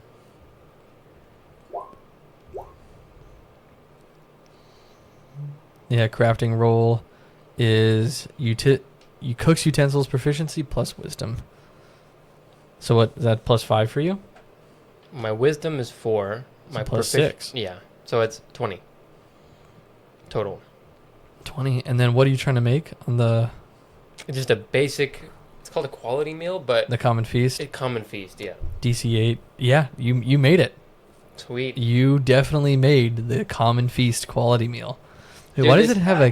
Why Is does this it the point in the video game where like you open the menu and the game is like giving you an achievement for like doing inventory management or something? Yeah, you just unlock one of the first Steam achievements that like, maybe it's one of those Steam achievements where you think a lot of people would have it, but it shows only like 4% of players have this achievement. And you're like, how the fuck did no one else get this? Yeah. Yeah.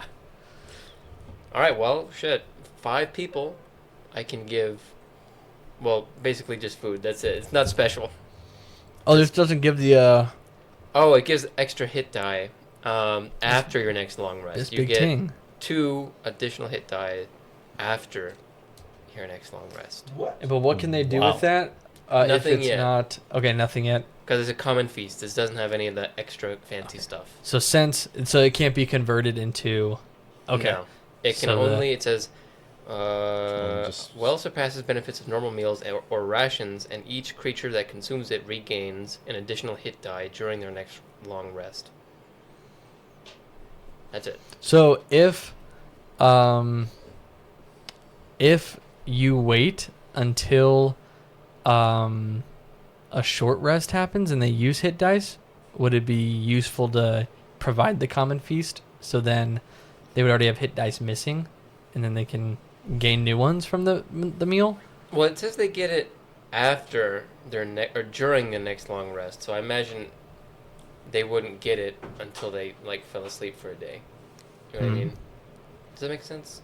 Yeah, it's a little so, like, it's a little wake up with weird. it. Yeah, It's like when you eat right before bed and you get like really full and feel really good. exactly. Yeah, but if you can't have more hit dice than you're allowed to, then it's like they just disappear immediately. Is it like additional hit die? Like so you It get is to add, additional like, hit a die. like a D8 to your base HP.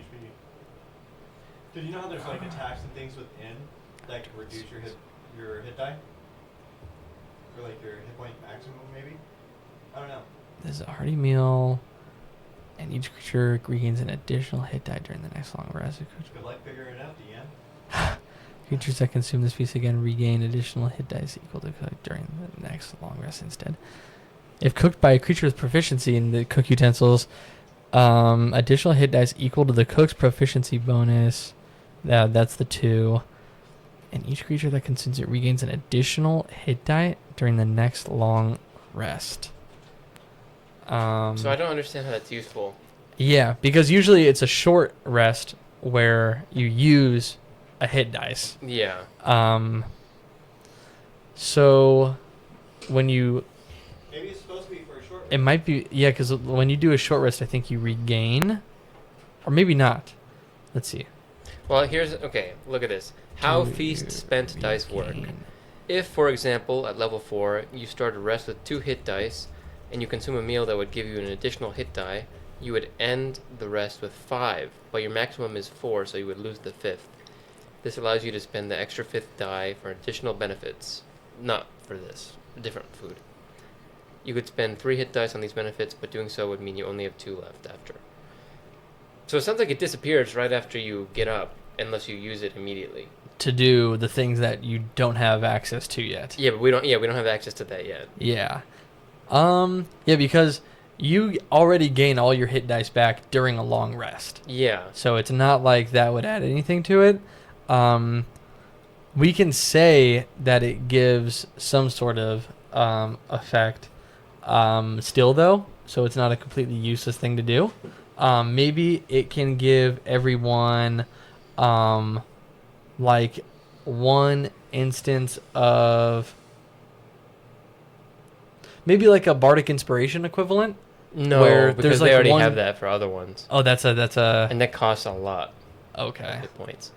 Um, We'll figure it out off camera. yeah. If you wake up feeling good after a meal, what do you like? You know, like, yeah, I just had a good fucking meal. What do I want to do?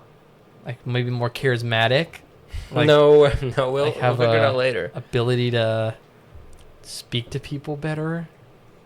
I just wanted to test out the cooking. We don't have to spend time on this. We can. temp hit points that scale with level. We already get hit points, temporary hit points for Oh, wow. other more advanced stuff. So we can't have it like Mm. be better than the rarer stuff. Damn. But we can figure it out later. Enhance your proficiency bonus temporarily. Oh god. Yeah, that's weird why they would word it that way. Yeah, there's some things in it where the wording's a little bit interesting. So that's where I wonder if like there's a like I wonder if like there's just like some references that were done. No, really. It's okay. We can figure out the Yeah. food later. You made a cool meal, so I made a cool that's meal. all that matters. That you Real killed a squid. dog. Did indeed. If anyone who worked on Kibbles ever sees this, please clarify. Thank you, Kibbles. Yes, please clarify the cooking. But you get a couple more hours into the evening. You finish that up. Regardless, it still tastes great. And I know you're upstairs at the crow's nest. Yep. You overhear a conversation at one point about with Willie and Numbers, and Willie asks Numbers if he broke the captain's compass. There's a compass right by the helm, and you hear him. He whistled down to Numbers, with like his His little one-tooth whistle. little one-tooth whistle. His willy whistle. Yeah, his Willie whistle. Willy whistle. And Numbers comes walking up, trying to explain that he didn't even touch the compass, and that they see the compass is kind of just spinning around in odd different ways. Why did our music stop? That seems suspicious. Um, So, Numbers says, no, my device didn't even use the compass. It was just supposed to grasp the helm until that lobster came and tampered with it, and perhaps that is what has affected the compass. And old man Willie's just kind of look.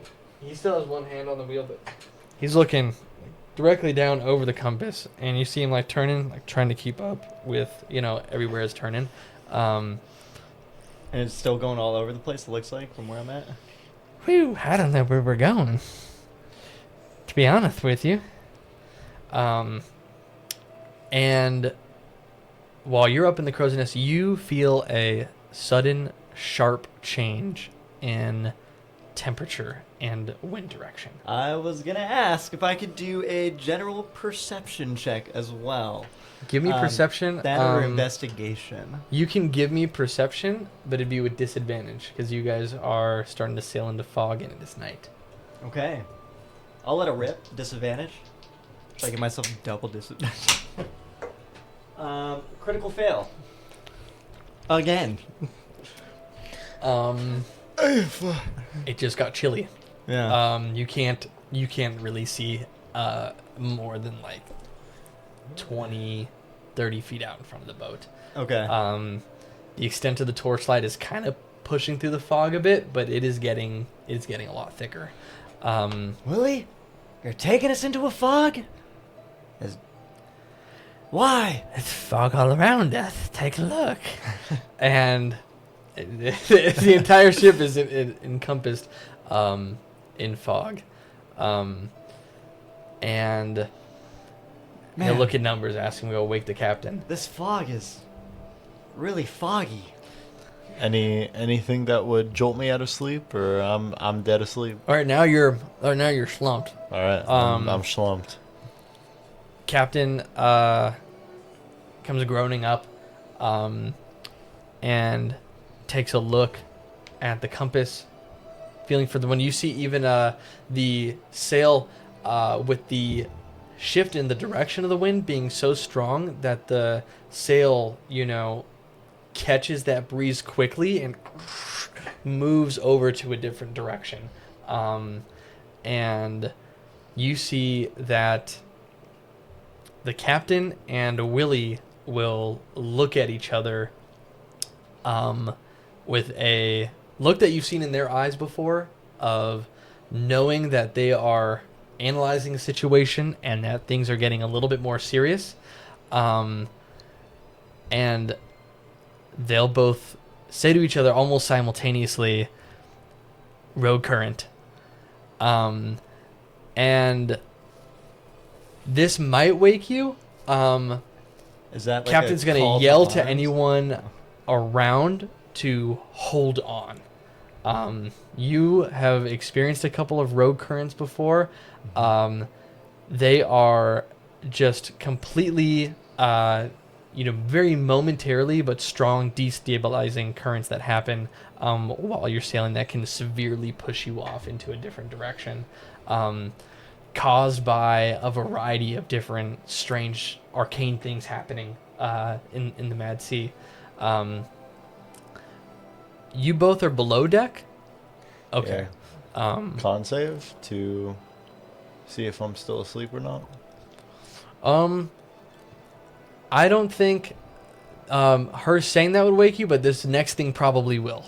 Okay. Because she says that, and if you're above deck in the crow's nest, I will need myself. a dexterity saving throw. All right. As almost as soon as after they say that, the ship shudders for a brief moment and then jolts off to the side, and that'll definitely wake you up. 15. 15. Okay. You are able to catch you immediately try to like grab some I of the hear rigging no around current. you, and go to maybe get it around yourself a couple times before the ship just jolts to the side. Does my bottle fall off? Yeah, your bottle falls off. And you see it shatter onto the deck. Your perception check was what earlier? It was really bad. Crit fail. Crit fail. Okay. Yeah. Never mind. Yeah, you are able to catch yourself and not fall off of the crow's nest. You two, I don't know if you went to bed or not, or if you were just down there eating your. I probably went to bed after cooking and eating. Okay. You would jolt a bit awake as well, and the ship would shudder and jolt like that a couple more times. Before the rest of the crew seem to get to their senses after being awoken and run up deck to see what's going on. What does everybody do? I'm running up immediately. Hammer is drawn, shield is out. I'm gonna yell to the captain. How can I help? What's going on? The water. Do you see anything? Perception check. Let it rip. That's fucked. 17. 17. Okay. The torches are still lit, burning away into the night. There is a certain level of darkness to the water as you guys are sailing at night. You see pretty deep below the ship an even darker darkness pass through like a shadow and move quickly away underneath the ship. What you briefly see in shadow within this dark water, it's a mass that looks to be of some kind of matted fur, with almost what looks like rigging of a ship, drifting off behind it in the water as it quickly passes underneath. It trails off, and then another shudder happens. The sail moves to the side again as the wind direction shifts once more, and propels the ship forward at like a very quick. It's like someone just slammed on the gas, and the ship speeds up very quickly all of a suddenly in a new direction. With that shutter, I guess in the time between the first shutter and that, are you doing anything else while you're up there? I'm probably... No, I probably tied myself to it, to the mast right now, just so that I don't, like, fly off. I probably, because I probably keep my, some stuff up there. Because I go up there all the time to, do art and stuff. I would just say I probably have my glaive up there. I'm, still, sad that my bottle just fell. I can try to re-roll a perception to see if I can pierce anything through this fog. Okay. I'll say you can roll now to just see beyond, try to glean anything of where you're going in this new direction that the Jolt Shutter has you going in now. Gotcha.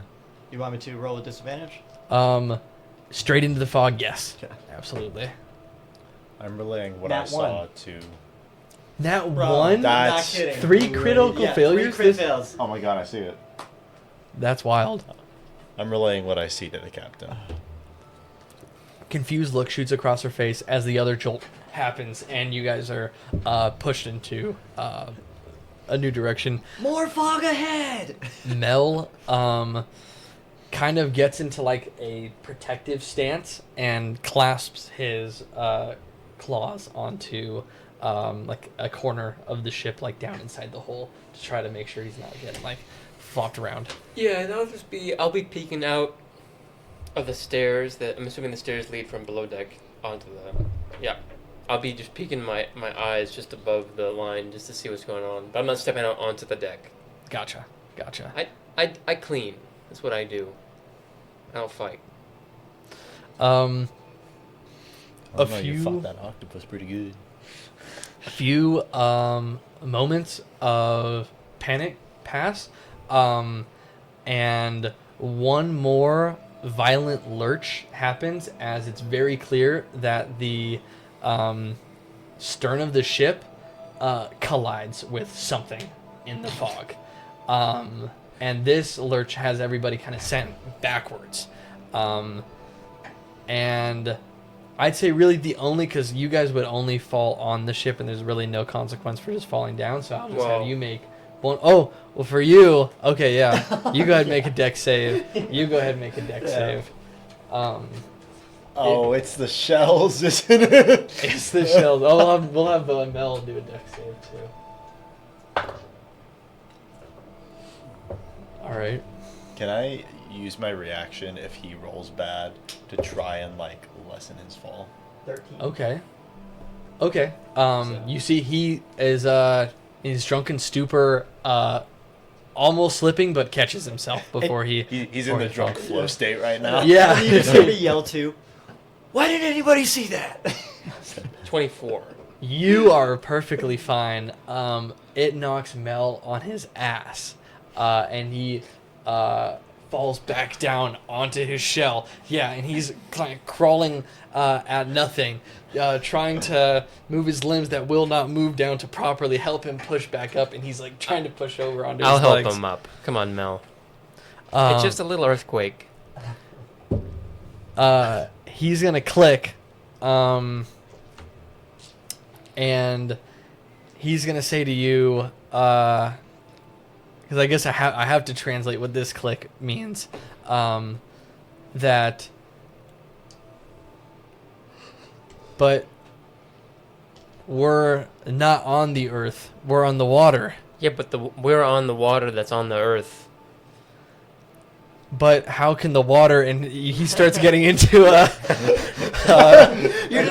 Y'all are getting into a logistics debate. An Earth versus a sea quake possibility philosophy. And then he goes, but Earth is flat.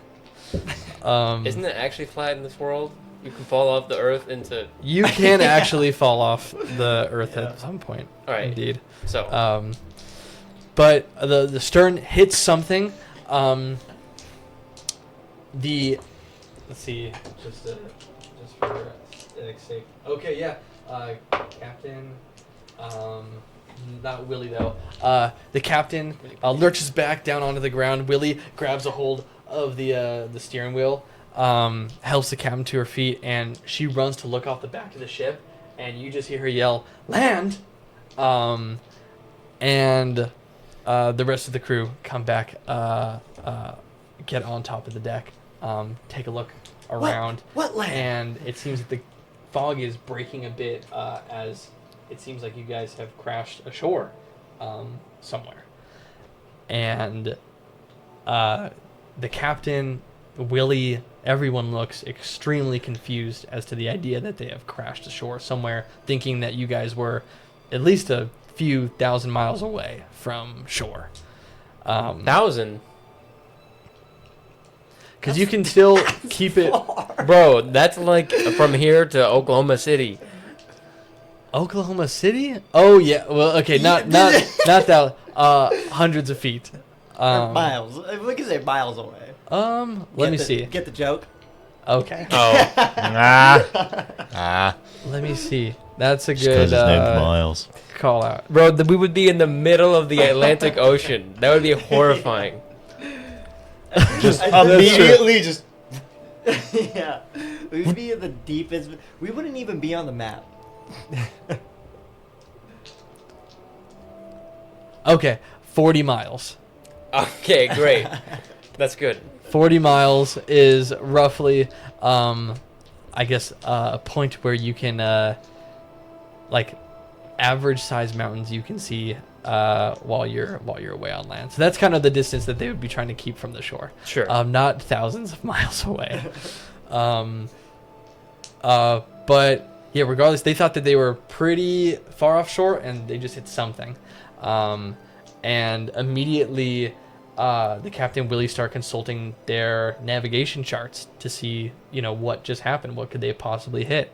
And you hear them going over the figures again and again, saying there's nothing here on the maps whatsoever. Can I do another perception check to see if I can look down at this land? I'm trying to see how big this land is. You Like can. if it stretches in front of me. You just said like the fog like got a little bit less thick. Breaking a little bit exactly with the ship crash. Yeah, you can Mhm. you can roll. Can I use that? This one won't be at disadvantage. Okay. Well, thank you. Okay, that's better. That's gonna be 19 plus perception 5, 24. You see immediately, it's almost like a coral reef that the ship looks like it's run into, and silhouetted through the fog, you can see what look like trees. You just see a black silhouette against an even blacker and fog-ridden landscape. That's the extent of what you can kind of glean right now. Is it moving? Is it moving? Something is. Mel. Is the whole thing of it? There are, it looks like what might look like trees are moving. Mel. I know it's only an earthquake and I can prove it. Watch. I want to use my druidcraft and produce a little orb that predicts the weather for the next 24 hours in my location. You're a druid? No. It's just part of my race. what? That's sick as fuck. He'll go ahead and click and saying an equivalent of, "Oh yeah," and he'll do it too since he has the spell. And he says an equivalent of, "Okay, let's see whose orb tells him what." All right, let's see. Well, what does it say, DM? Let me read it. Let me read what it As he's reading does. that. Aren't they gonna say the same exact thing regardless of what happened? Yeah. You create a tiny homosensory effect that predicts the weather. The effect might manifest as golden glow clear skies, a cloud for rain. Okay. Okay. For the next 24 hours, both of your orbs go ahead and like are perhaps how did you say yours emerged from your like being? Did you say you held up like a seed and it had transformed into a ball, or? Nope. Okay. I never said anything about a seed. Are you talking about I my thought tumorous orb? No, I thought I heard you say seed somewhere. No. But we could we could say that the orb just presents itself as something like pretty clear and transparent as at first, as it materializes out of thin air. But then both of yours start shifting to a storm-ridden landscape where clouds kind of roll in and crackles of lightning happen. You hear just little like it's almost like you have a little Like a snow go to globe? more than that, but like a little go to bed like nighttime sound machine where you just hear like the rain and see a storm in your hand for 6 seconds before it dissipates, leaving your guys' hands both a little bit damp. Uh-oh. I go to do it again.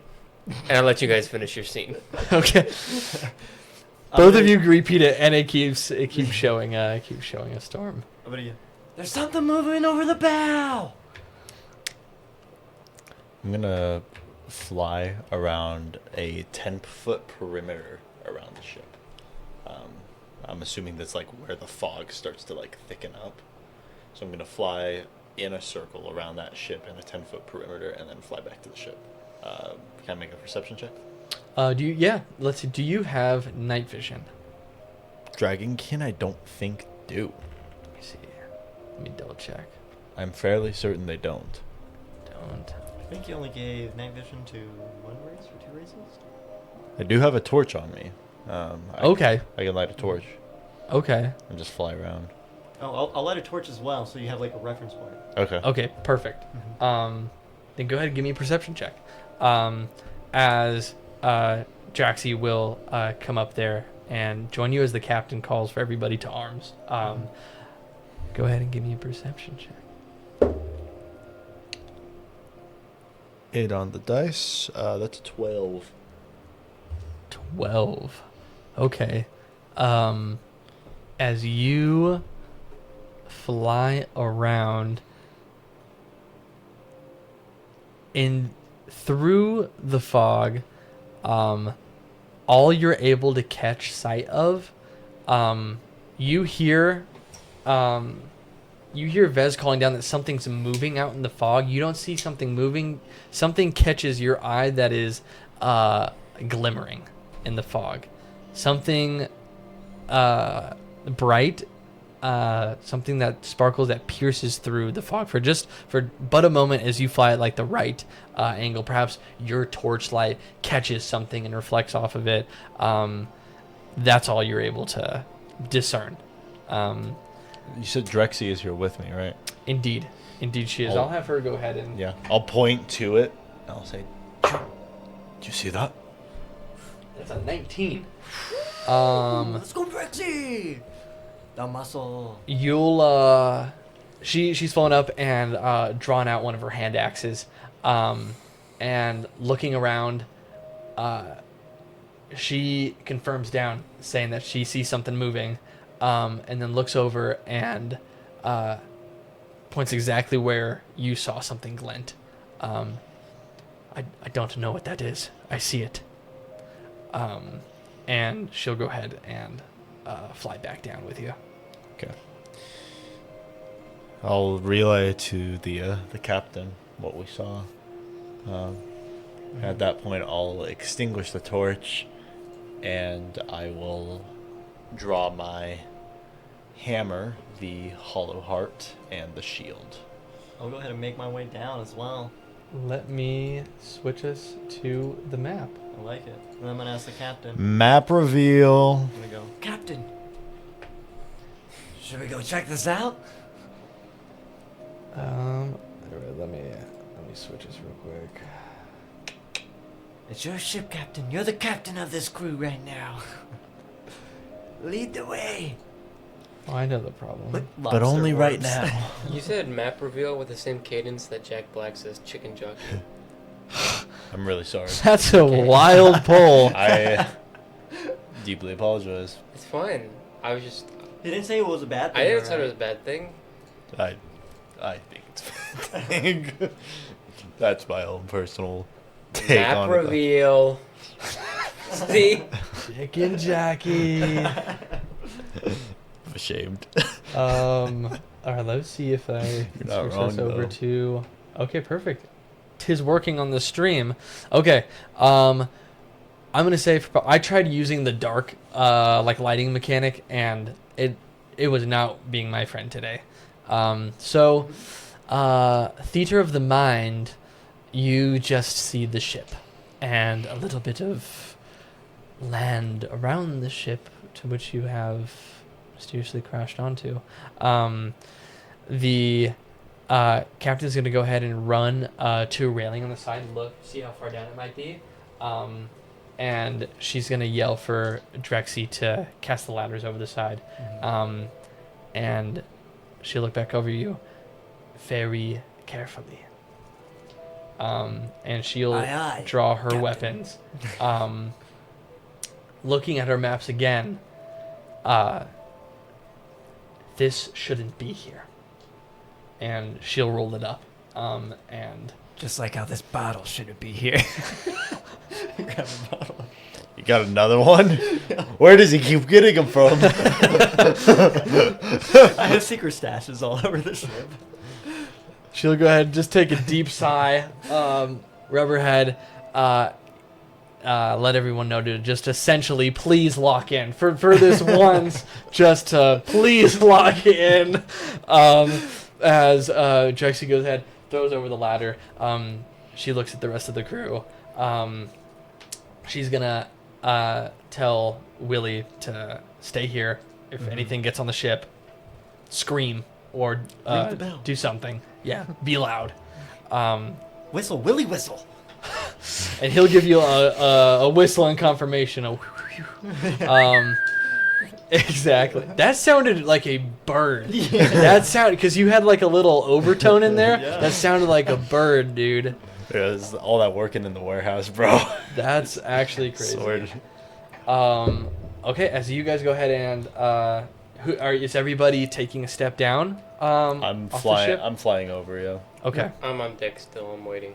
Okay. I'm not right in the front row. I'm in like second row. So like I'm having like somebody in front of me. I'm Yep. like back. I dragged my character on, within 5 feet. and though. I can't see him. Tried your character on and you can't see him. That is. Do we not? Oh, it's probably because. Do we get? Oh, I see your character. I don't see it on our. I don't see it on stream. I don't. Oh, hang I on. don't see it I'm on seeing. stream I'm either. seeing. I'm seeing 2 guys. Oh, right it popped now. up on stream now. That's me. I don't know why I look like this. Oh, it was just lagging. It was lagging. I threw me on. We'll see I'm it on. There. Aha! There we Look are. at- Am I the guy Look with at you force? guys. We Look at got those our- tokens. We got our minis. Look at those Yeah, tokens. Am I Wow. moving 14.19.2 feet? We are right now? giant. Yeah, we are. Look how big I am on this boat. Oh, you are big. Let me see. Let me see if the dimensions of the boat are right. Oh, they pretty much are. Yeah, it's just not Wait. as wide as it's supposed to be. Yeah, the boat's supposed to be wider than that. Bro, you just. Thanks, if it's that Jonathan. wide, it would be a square, Miles. The boat is about 30 out, and it's supposed to be like 15, 20 wide. Wait, is it yards or feet? It's probably in yards. What the The roll boat. 20? No, the boat. Aren't they? Well, I don't know. I'm Like not a 20 boat guy. foot boat would be like Boat guys, tell us. a It's yacht. Not a yacht. Any boat guys in A chat? sailboat. Yeah, it's like it's a school bus. Any yacht people in our chat happen to know the dynamics of yachts and how they're Maybe your measured? token just looks big. You know, maybe it's a big token. It's bigger in the pictures. Like yeah. like look at the guy next to you doesn't look. He doesn't look as big. I'm a little. That's It me. doesn't matter. It doesn't That's matter. me. What do you mean by that? I'm a little guy. Either way, He's average. W hollow our heroes next tokens. Shout out. you guys take your first steps onto what you feel as a little spongy Am I a female? material. It does look like that. I am a think female you might have a female token. I'll let you browse through all of the ones I Thank have, you, I and then appreciate that. you can choose. Okay. I think we can assign you guys the names just so it's easy to keep track of that. Oh, you can.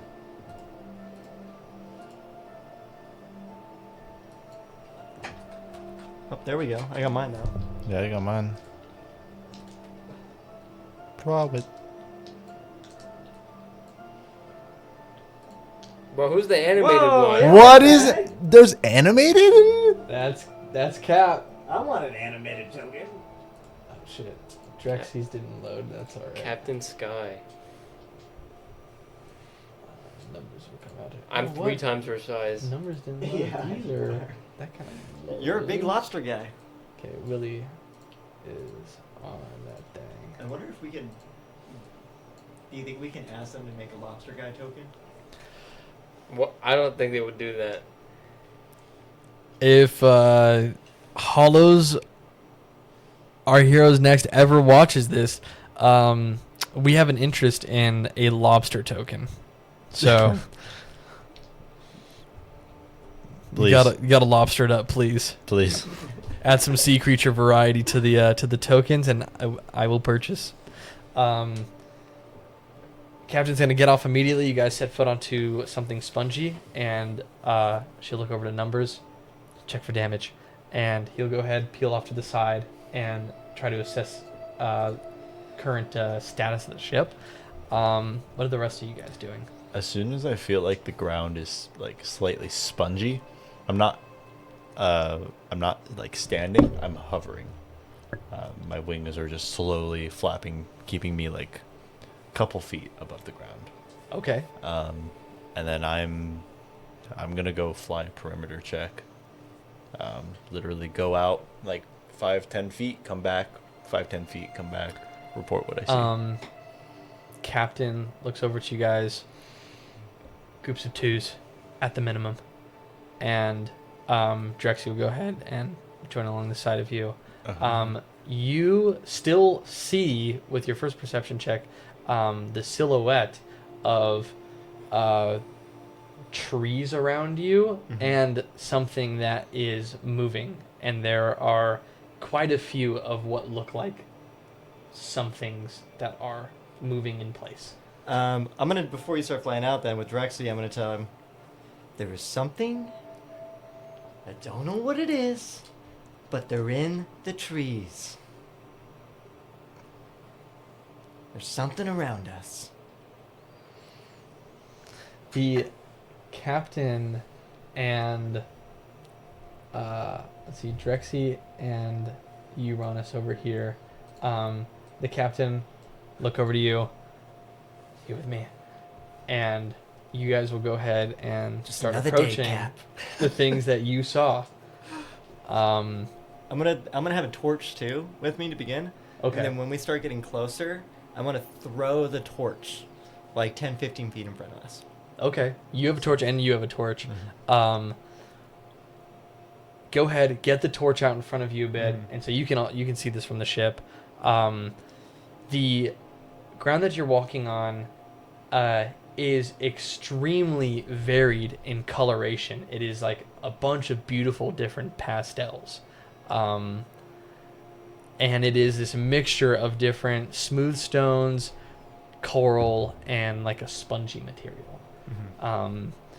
And what you saw were like the silhouettes of trees are like very hard coral like trees sticking out of the ground, and you toss the torch right over to whatever was moving, and you and the captain just kind of brace to see what happens, and the torch lands right near what is like kelp and seaweed that is still moving as if it's in water.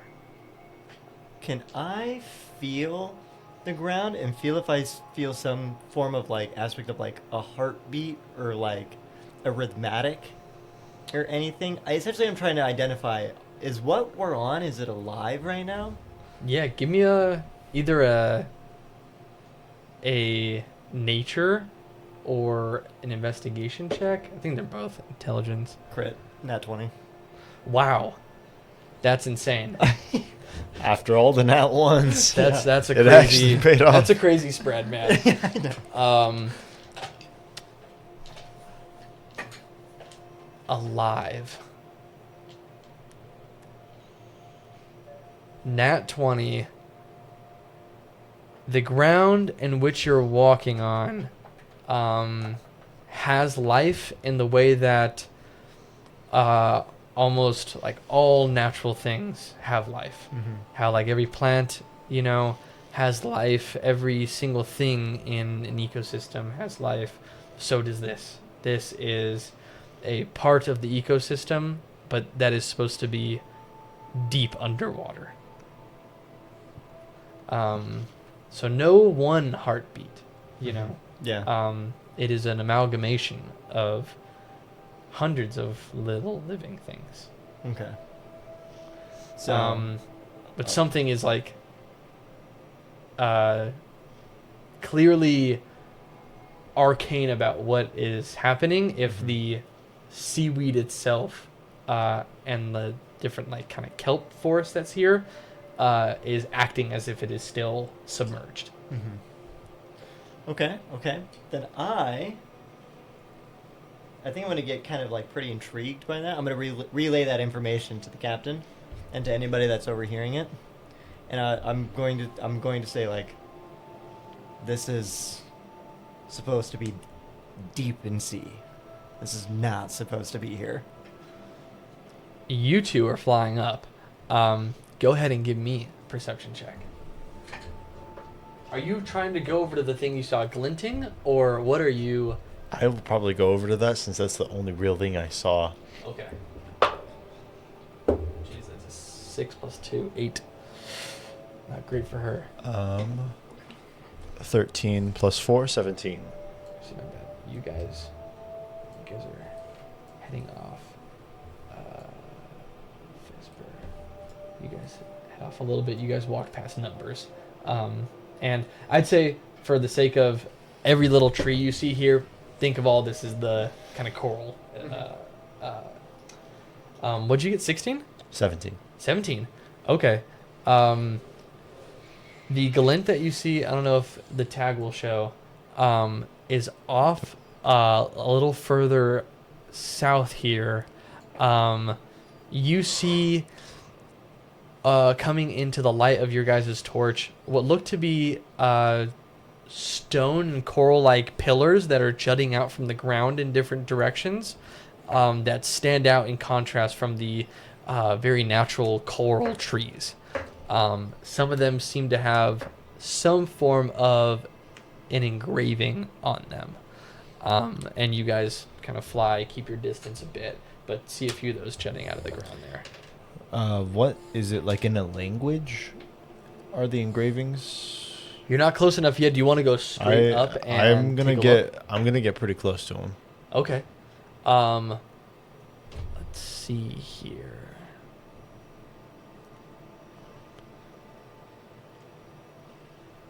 Go ahead and you can roll me an investigation check. You can roll me history.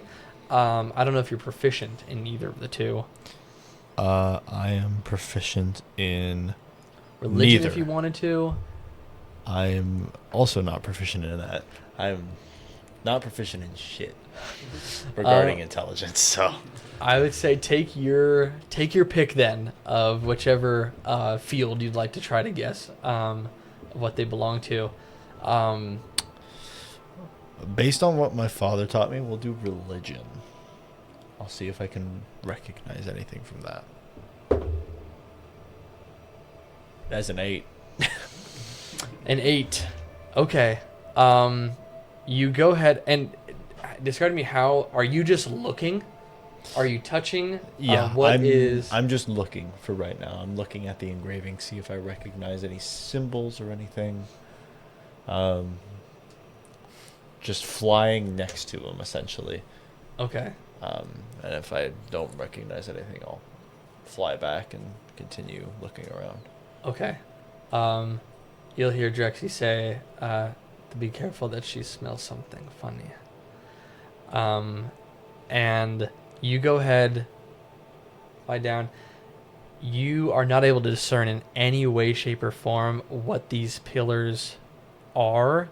The patterns in which were maybe carved into them, these things must be extraordinarily old, or the weather under the sea, any kind of current or happenings that are happening within the depths of the Mad Sea have taken their toll on these pillars and destroyed whatever they originally were.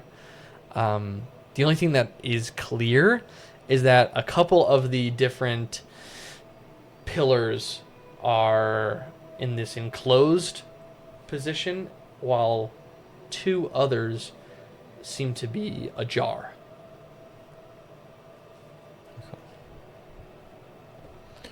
And that is where you see Drexy kind of going in and smelling. And with her axe, takes her torch and kind of drags it along the surface of inside one of these pillars, and you see a goo of sorts in her torchlight that she flicks off. Funny smell. I'm gonna back off 5 feet. Just keep my distance, see if I can see anything else in the perimeter. I'll yell over to Vess. You see anything? Coral?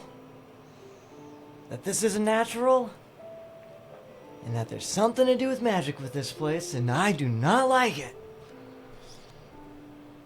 I'm gonna stow Mel away and crawl under the hole and take a look at what's going on below the waterline.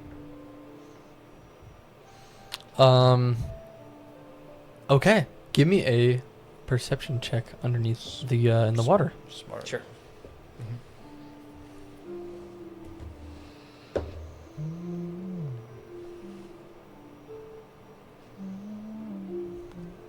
19. 19. So from like ship's position, you're looking out into the sea.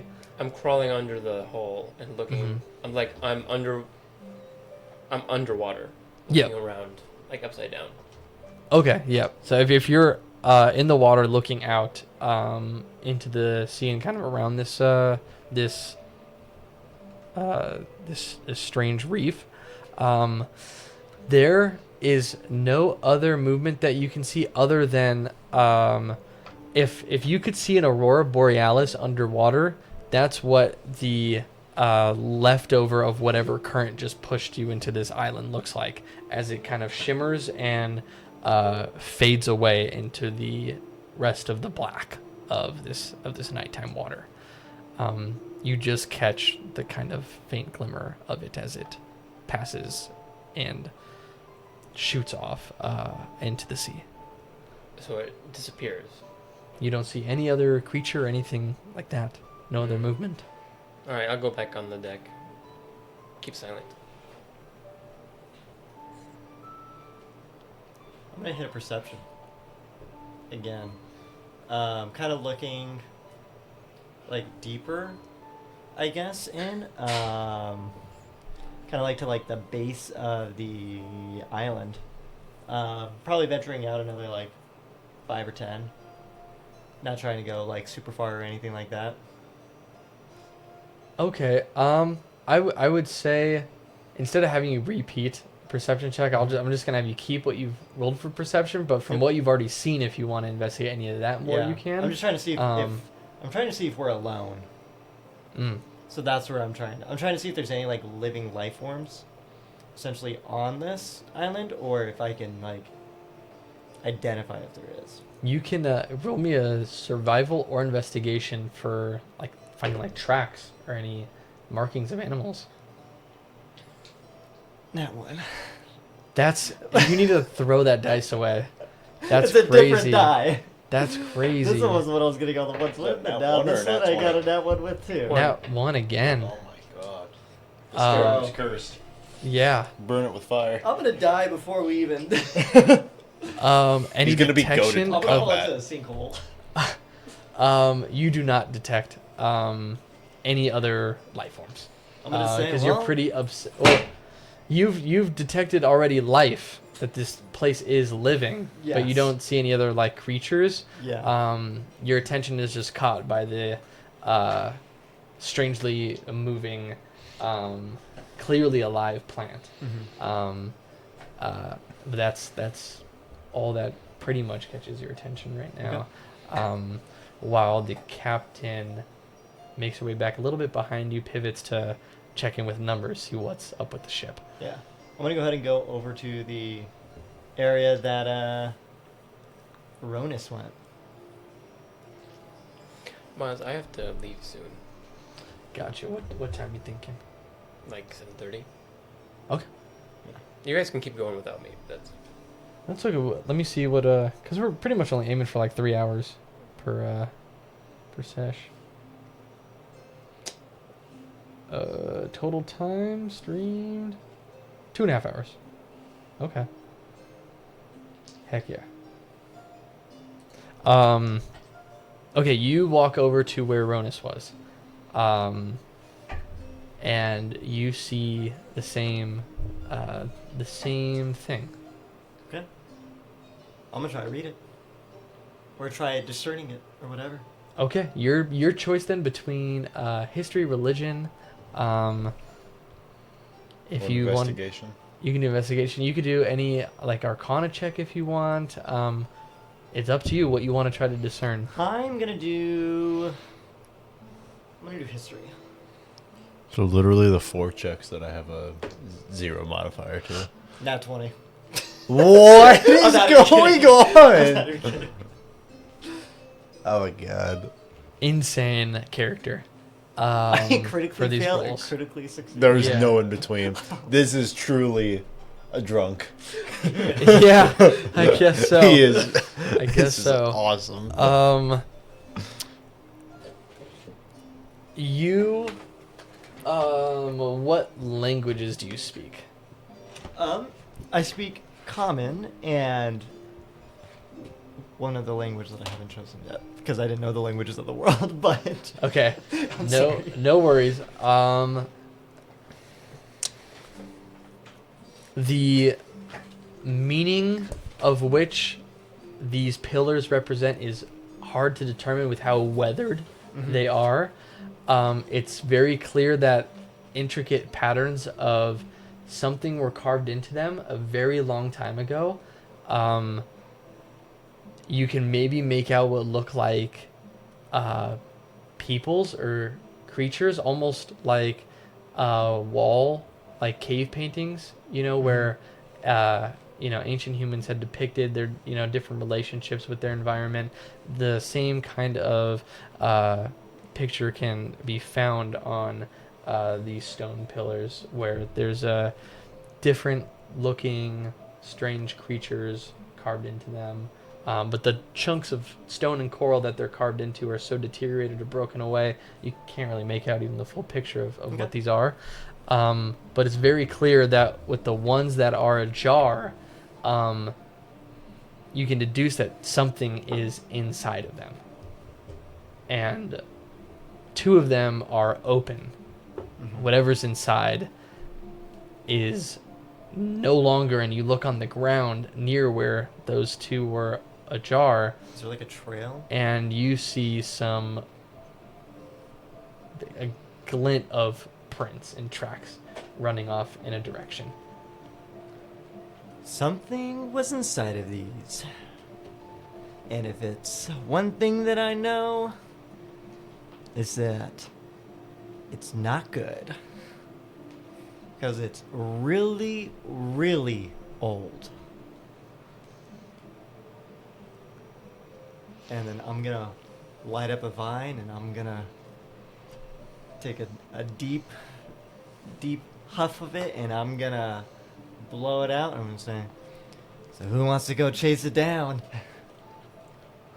I'm gonna just hold out my pipe, not even looking at you, just looking off in the distance for a light. I just hold this divide over to him. Just light my pipe on it. What have we gotten ourselves into? You think we could sell these? Could try removing them. I think, let me see. There's either 3 or 4 that are sealed right now, and then the 2 that are open. Yeah, it's 4. There are 4 that are sealed. You can consider the 4 that are on the map as the sealed ones, and then there are 2 kind of next to it that are open. Would it be a strength check to break one open? Yeah, you could do like a raw strength check to try and pry them open, like it was a door. You'd have to kind of feel around first. You can like take a look at the other ones, see how they opened up, and then glean from that maybe how you could try to get in there. How brute force could I go with it, considering I have a fucking hammer? You could attack it. You could try to wedge something in between and then hit it in that kind of matter. Okay. Um, I'll look for a weak point and try to pry it open then. And first, before I do that, I'm gonna look to Vess and the captain and say, "Were you trying to open one of these things?" The captain's gonna go take a look inside one of the things that looks open, and doing similarly with Drexy, taking a look at that goo. I don't know if that's really a great idea. Flings it off to the ground. And she'll look over at Numbers, still walking around the exterior of the ship, assessing the damage. The tracks that you see in the ground are of a foot that has like 3 toes. In a dinosaur. Yeah, but it's like a 1 toe in the front and then 2 in the back. A raptor. And they're not that big. They're about maybe as big as the palm of your hand. Oh, I'm gonna try following him. Okay. I'll follow behind him. You weren't expecting that, were you? Are you so you go to kind of open, see that, don't open, and then I'm gonna like- wait to open and I'll follow him. I like have the torch to the ground, and I'm like, well, doesn't look that big, so. Okay. You guys deciding to go look and see where those go. Anything over back in the boat right now? I'll step onto the shoreline and watch from the stern. Okay. You'll look on. While Mel is still below decks. Okay. I'll say with that, you guys going to investigate those tracks a little more. That's probably a good place for us to stop I like it. for the evening. Okay. Still level 0. Still level 0. Absolutely. You'll be level 0 for a little bit. You're not gonna level up every session? Is this even Dungeons and Dragons? Let me write down where exactly we stopped looking at the tracks. Okay. Heck yeah. Hopefully Seth and Jaden can join us for next session, and then They see come what- out of these crates. Yeah, there's the ones that came out of the crates. That'd be crazy. That would be.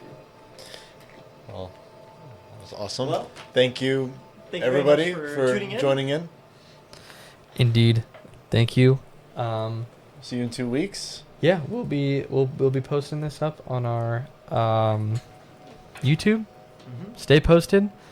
Probably around 3 or 4 p.m. Pacific Standard not next Saturday, the weekend after that. But indeed, Thank you, everyone. Thank you for all those that let us use their resources, as well as thank you for everyone tuning in. August 15th. Be there or be square. be there, be square. And I forgot to say,